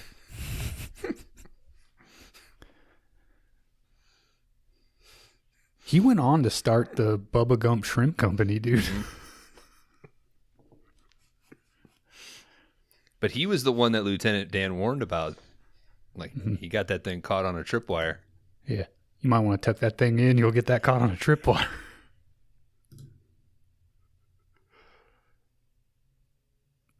Greg goes to a store. He buys some food concentrate. He goes to Martin's place and finds one of the ladies. He starts to wrestle with her. He's able to throw some of this food down her gullet, and she dies. It's the other chick that has to feed off people. Mm-hmm. Monique? Sure. If you say so. Well, they're three M names, right? Michelle, Monique and Marilyn. It's Marilyn, Monique. Michelle's the other one for sure. And Michelle, Michelle's the one who gets the most like name, call outs throughout the movie. She's number one. Mm-hmm. Karen Russell. She was in Dick Tracy, Bugsy. Huh. Extensive filmography. Thanks, Dan. Hell High, Mobsters. Hell High sounds more in line with Shock 'em Dead. Mm-hmm. My Might pops, have to take a look at that one. My pops had a VHS of that. I'm not sure why. It's not that great. Maybe he had a thing for her. Dr. Alien. Vice Academy. Oh, Vice Academy's good stuff, dude. And yeah, some skeezy ass Phoenix, the Warrior. I know American Dan's been Rampage. Sure. I know Bones has been pushing for a, hey, come on the show and let's watch the Substitute series, but hey, come on the show and let's do all the Vice Academy films. So far, we've only had one participant or one person to reach out and say that they're interested in leading a substitute category. So might be a while. Get on it, folks. All right, at the amphitheater, Martin has Lindsay. The last remaining demon lady, she meets up with him. Martin prepares all the ritual. He sets up a kiddie pool, ties Lindsay to a chair. We start cutting over to this other band. This is Creeping Flesh. This is the group that Martin's band is opening for. The Creeping Flesh Tour. They've showed up to the venue and they've started unloading all their gear. They hear Martin up above and they're like, oh, that's got to be the opener. Let's go check him out. Martin's playing the sick solo, spitting up all this green goop. Lindsay wakes up. She starts screaming. Creeping Flesh, they fucking love this shit. Outside the amphitheater, last demon lady's found Greg, who snuck in. She's trying to kill him. Can you blame them, though? I mean, this guy's doing this openly on a stage. Yeah, I mean, it looks like a theatrical... Yeah. I could see a metal band doing something like this. I think it's the strongest bit of the movie. Mm-hmm.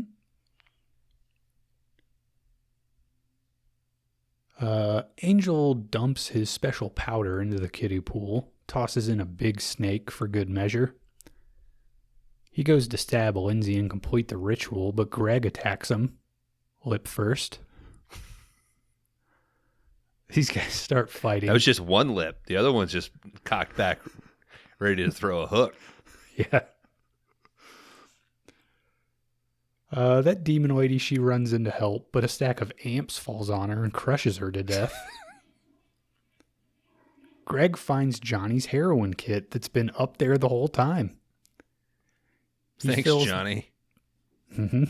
Even in death, you serve a purpose. He fills the needle full of the food concentrate, stabs Martin with it, and pushes the plunger down. Martin starts bubbling, grabs his neck. He explodes. Creeping Flesh, they jump out of their seats. They're cheering. Greg and Lindsay hug. Greg says, I think it's time for a drastic change.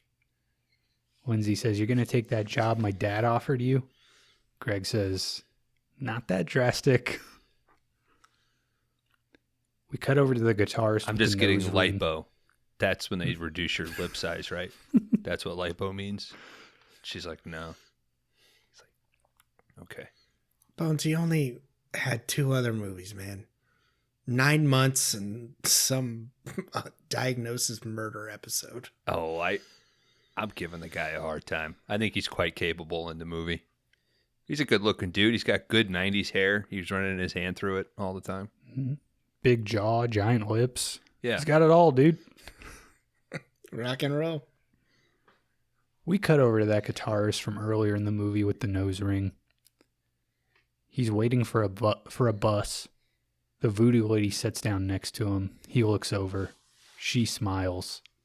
Roll credits. Guys, that's Shock 'Em Dead from 1991, directed by Mark Freed. Dan, hit me with, I'm sure, the reams and notebooks full of research you found on this thing.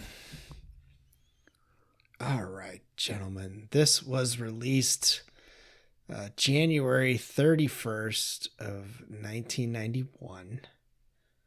It had a budget of, I think, $100K was what it was.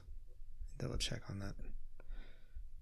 I'm sure that was all spent on Jimi Hendrix's Purple Haze. Yeah, $100K estimated. No box office. I couldn't find if this was a direct-to-video release or not. It didn't show up in Box Office Mojo's January of 91. But Eve of Destruction came out that month as well. I would be willing to bet this was a direct-to-video release. I think it was, because there's no other stuff on it. I mean, The script was was written... shot on video and edited in real time. So they edited in camera. I don't think... It doesn't exist on film. The script was written in 3 weeks and shot over 3 more weeks, so 6 weeks total, over very long hours. Can't tell. The crew did 14 hours a day. Altogether, I think they worked on 101 hours Monday through Saturday. So Can't tell. final film of Aldo Ray. I'm not sure who he even played. Maybe one of the record execs or the pizza manager. I think he's a pizza manager, yeah. That name sounds like something that who's the fucking William Friedkin says constantly, but I think it's Fernando Ray. Isn't one of the Inglorious Bastards named Aldo Ray?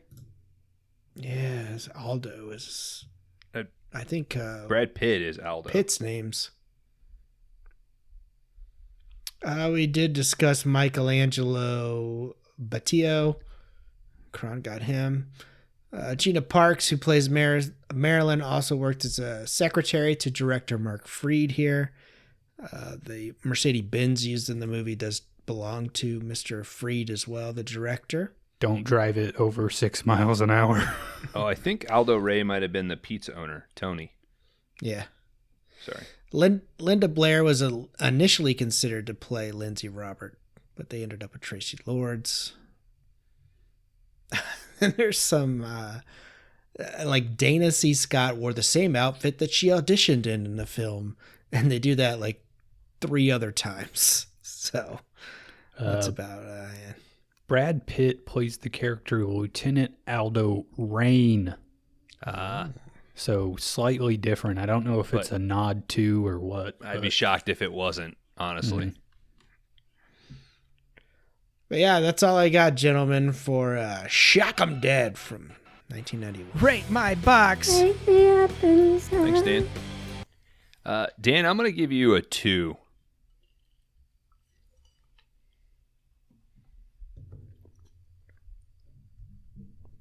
Bones, I'm going to give you a 2.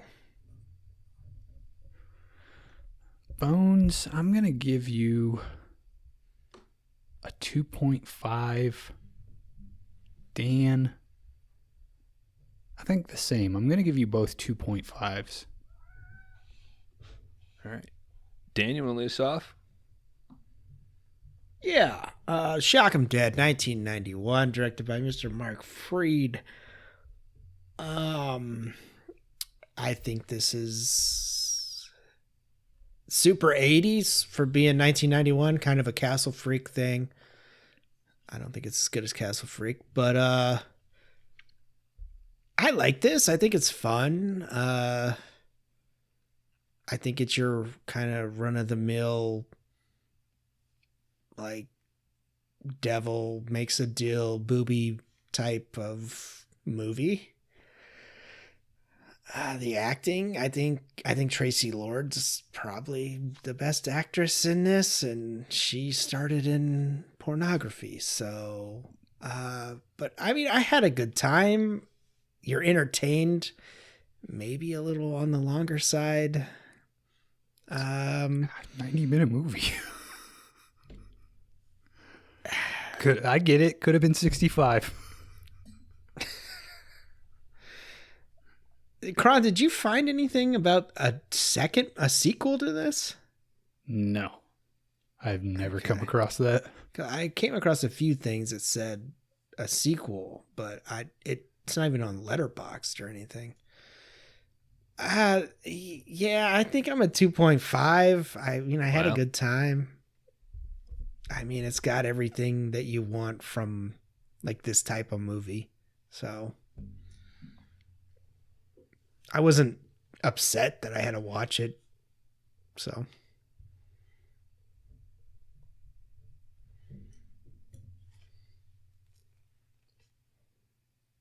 Bones? Done. You done? Are you done? Yeah, I'm done. 2.5 for a laundry day. I think despite the quality of this movie, it does have... It's more fun than it deserves to be. That being said, I think some of the stuff... I wouldn't say lazy's not fair, because from a script perspective, I think it does a lot of work to set things up. I think even just the decision of, all right, he's got to make sure that he leaves his heroin pouch right here so this gets to here.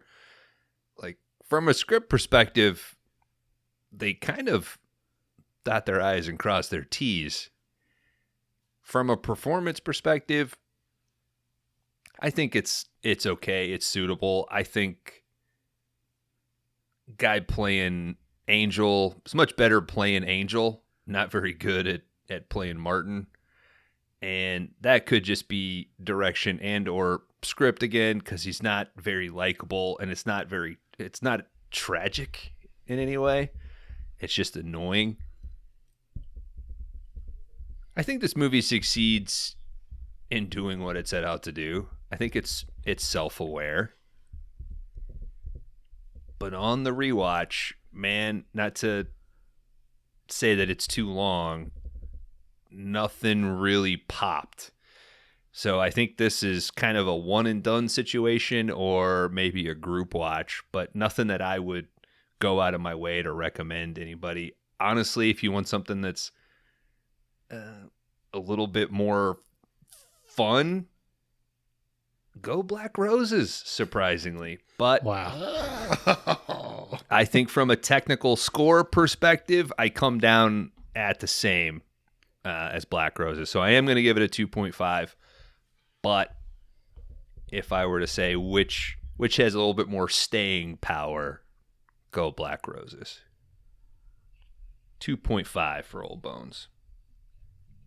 Well, I mean, that's fair. You can't really, compare this one to the tentpole of the genre and just kind of not come out the Black Roses is better. Dan, just real quick, do you happen to have the average letterbox for this movie? Oh, sorry. It's 2.8. Okay, thank you. All right, guys, shock 'em dead. I knew going into this was going to be a movie that I would definitely rate higher than either of the two of you. And I don't think your critiques of this movie are unwarranted. This is clearly a movie that was, from Genesis, created in a very short amount of time and then filmed in an extremely short amount of time. It's not good. It's not a good movie.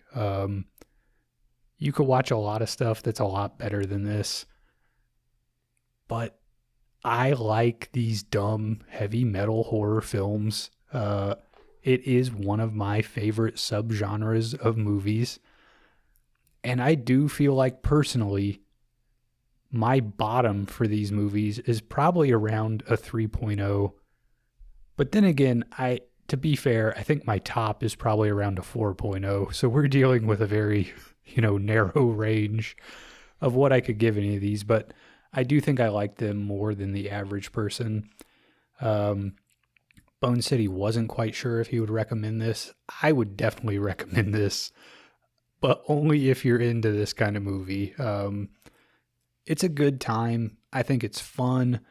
The whole kind of like sell your soul to the devil to get these skills, it's not a new concept, but I do think it's kind of like a fun, well to go dig in and kind of update for a modern time. As we've discussed, this movie was probably dead on arrival in the sense that, grunge had started by the time this thing showed up, and you don't really have a major name attached to this anywhere outside of Tracy Lords, who's, I don't know if her audience is seeking out a non, pornographic role that she's featured in.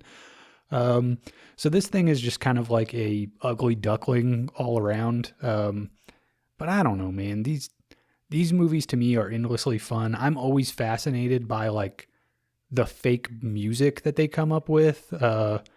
Virgin Girl, I'm a Slut, and what's the other one? I'm in love with a slut. I'm in love with a slut. I don't know. There's one more. It's not Purple Haze. It's the other one. But all those songs to me are really funny. It does seem like some guy sat down at a keyboard for all of 30 minutes and wrote a song. And that's what gets featured here. I think you guys hit the nail on the head.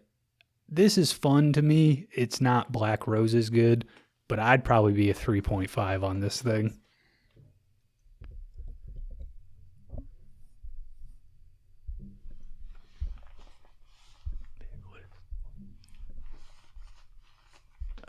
Let's see. Stats wise, looks like this thing's going to end up around a 2.83 from the three of us. This would end up at number 88 on the big list. This would currently be right below Invasion USA and right above, hey, we talked about it earlier. Oh, no, we didn't. Sorry. It's Black Dog. I got confused with Monster Dog there for a minute. I can't believe Common mistake. Invasion USA is that low. Or Black Dog, quite honestly. Like I talked about with The Hunger. Nobody's ever heard Black Dog.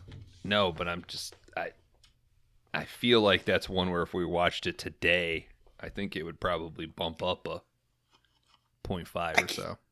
I came across the Blu-ray the other day for like $8.79, and I was like, should I? Yeah. And I was like, Was it on Amazon? I think it was on deep discount. Okay. Because if that's an Amazon, that's one that you throw in the save for later to help, secure free shipping. Yeah. Well, and I guess, we did find Bone's favorite subgenre along the way. The two movies that this is surrounded by, Invasion USA and Black Dog, Dan and I both a 2.5. Bone's a 3.5 on both those movies. So, yeah, that's C tier dad movie. I think that's Bones' favorite subgenre. Guys, thank you for this category, Metal as Hell. I had fun.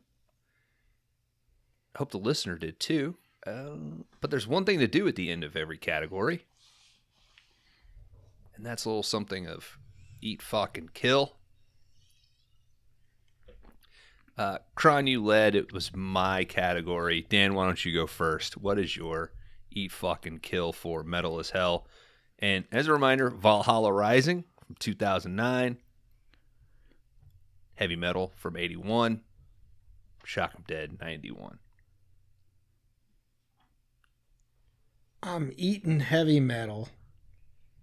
I'm fucking shock 'em. And I'm killing Valhalla.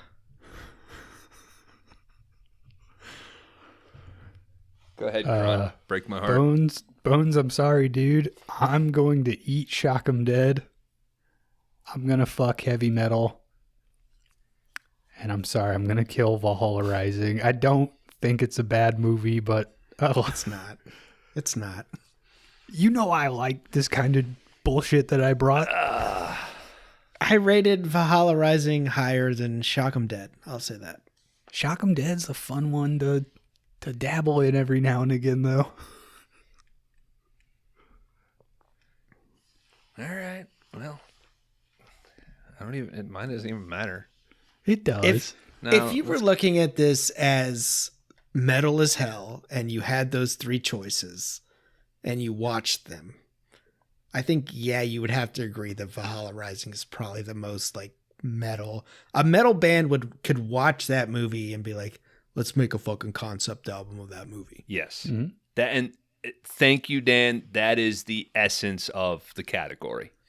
That is the true essence of the category.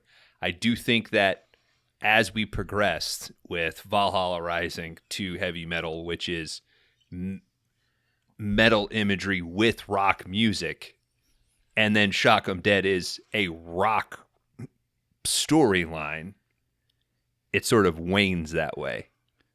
So, yeah, I think if Amon Amarth watched fucking Shock 'Em Dead, they'd be like, this is fucking offensive.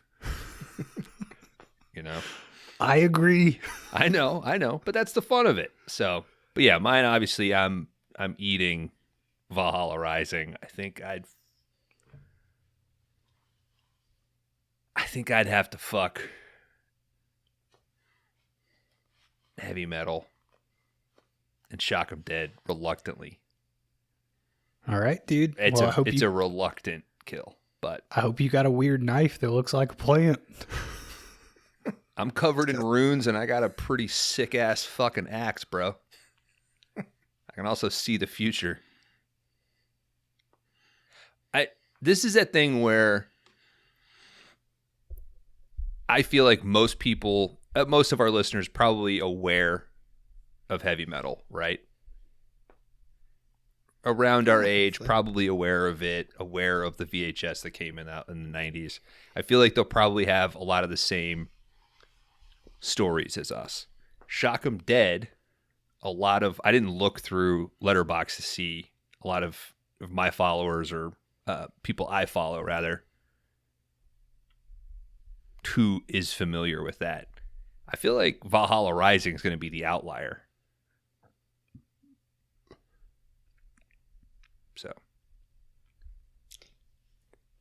maybe it wasn't as popular as. But that was that after Drive or no? That was his follow-up to Drive, right? No, Only God Forgives was his follow-up to Drive. Oh, that's right. was it? It's around the same time as Bronson, maybe. Yeah, Valhalla Rising was Drive. before Drive. All right. Yeah, maybe that's what's hurting it. Not hurting it, but I think that this it's a good movie. This has revenge potential in terms of a revisit. I think there's plenty for Kron to bring from his subgenre. I would love to, dude. Yeah, I know. Dan, you are the best deep diver of this, so I look forward to Metal as Hell returning for sure. Metal as Hell, the revenge. It's got to be like redemption for blood or some shit, you know. It's got to be. It's got to be like Revenge Pissing 6, blood. Metal is Back / Metal as Hell. I'm not putting it Pissing in with the razor blades. revenge sequels. It's going to be. It'll probably be like Metal as Fuck. Yeah. Or Metal as Hell with 3 6. L's. There you go. Or just one L, like, you know, the fucking Vikings. Dan, get us Metal out is of here. Back / Rain Down from Heaven / You're not allowed to name categories, Kron. No. Maybe like Hey. Raining Hell. That's good. Oh, yeah, that's a good one. Oh, it's good when Bone says it. Well, Seasons I'm in the good. Abyss. You guys are at war. I'm just trying to save the show. Hey, if you're on socials, follow us on Instagram, Threads, and Letterboxd. Everything's there. Check it out. If you listen to the show on Spotify or Apple, please rate, review, and subscribe to the show. It helps us bring the show to more people. Grab your wife's phone, open her Spotify, hit the 5-star. Your parents, your brothers, your sisters, anybody. Your stepmom's stuck in a dryer. Grab her phone. You're sitting around, you're having beers this summer with your neighbor, and you're like, hey, man, you like fucking metal music. Come on. 2024, that's the year. Let's get on some real charts. Let's do it. Okay? Let's take over the world. Let's get paid.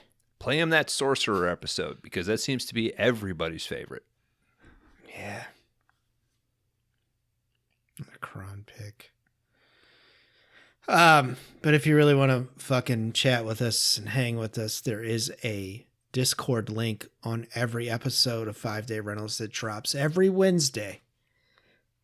So join that. You can join along with all the fun and chaos that goes on there each week. If you do have a question, a concern, a negative comment, or a positive comment, you can email us at 5dayrentals.podcast@gmail.com. We'll answer back. But other than that, hail Satan, I guess. Buddies forever. 8 ounces of cheese, 18 slices of pepperoni, and 6 slices of mushroom. People expect consistency.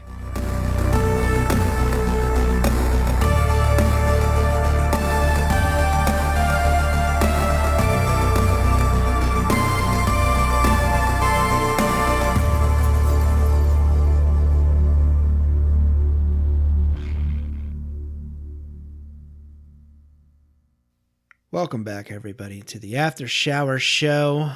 We just finished up another fascinating category here on 5 Day Rentals. Metal as hell! Kron, we take a shower together, dude. You don't need to, like, peep through the hole. But, like, we're all in there together.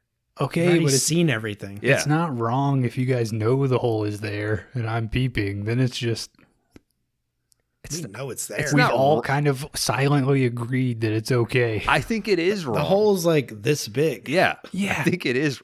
Yeah. See both of your eyes. Well, and I put a pair of binoculars on the end of it. You also, That like, makes me you look bigger. drew Superman on the other side of the wall, so it looks like one of those cutouts. Also, Dan, later, you got a mole that we should probably get checked out. Has it got hair growing out of it? I don't know what's going on with it, but we should get it checked. Is that the rule? If it has hair, it's okay? Yeah, if it's hair, it's good. If it's not hair, you should probably look. Okay. I don't have health insurance, though, so I just figured out what that was. Yeah, me neither. I just lance them off. I also think That is Kron kind of- is making excuses to justify the peephole. That is true. No. Because if it turned out to be No. real cancer, you'd be like, see, if I didn't have that peephole, Mhm. you would have died. Never happened. Yep. Saved your life. But we just finished up Metal as Hell. We did Valhalla Rising, we did Heavy Metal, and Shock 'em Dead. So if you enjoyed that, you're in luck, because there's a new category on the horizon. And it's me. I'm up. So I'm going to ease into this nice and slow. See what these boys think. What I got ready for them here. Gentlemen, very simple here. Ain't nothing better than an erection, right? Is that the category? Ain't nothing better than a direction erection. We're back again. As we covered Walter Hill's films last time with the direction erection. And we're going to do them again. No, I'm just kidding. We're not doing them again. But it is a direction erection, gentlemen. But this time, we are going to cover Mr. John Frankenheimer. The wonderful films of Mr. Frankenheimer. Give you a little, some bumpers here on the bowling lane. Make you think a little, see what you want to do. And of course, we need a movie. And what better than from 1966, Seconds,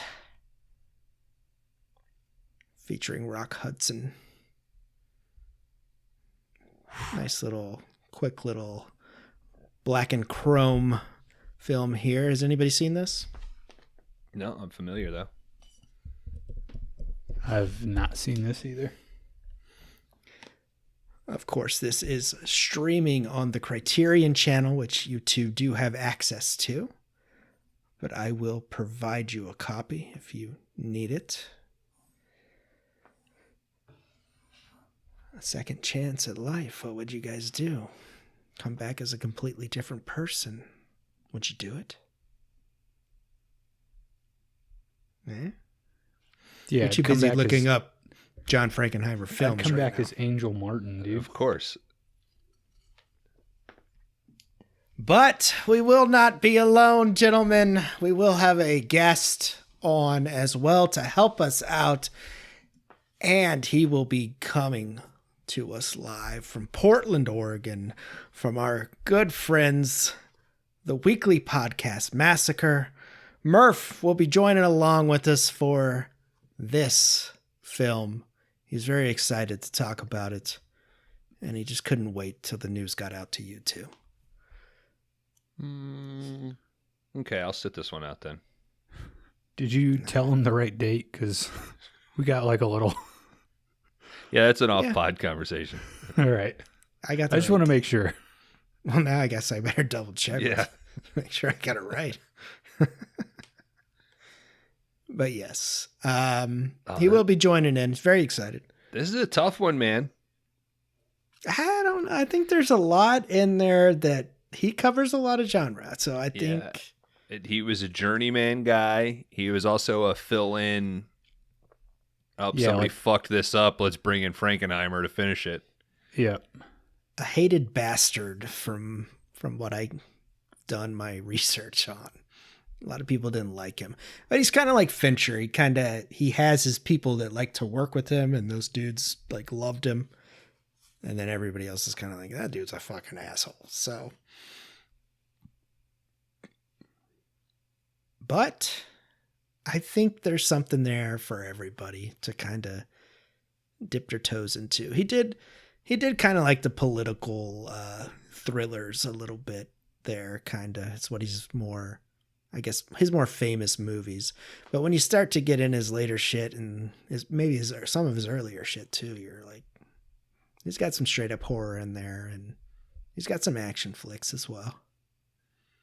Yeah, there's two sticking out that I'm thinking, oh, everybody just assumes that that's what Bones is going to pick, and then there's two that seem right up Kron alley. So yeah, I saw one that I was like, Bones is definitely going to pick this movie.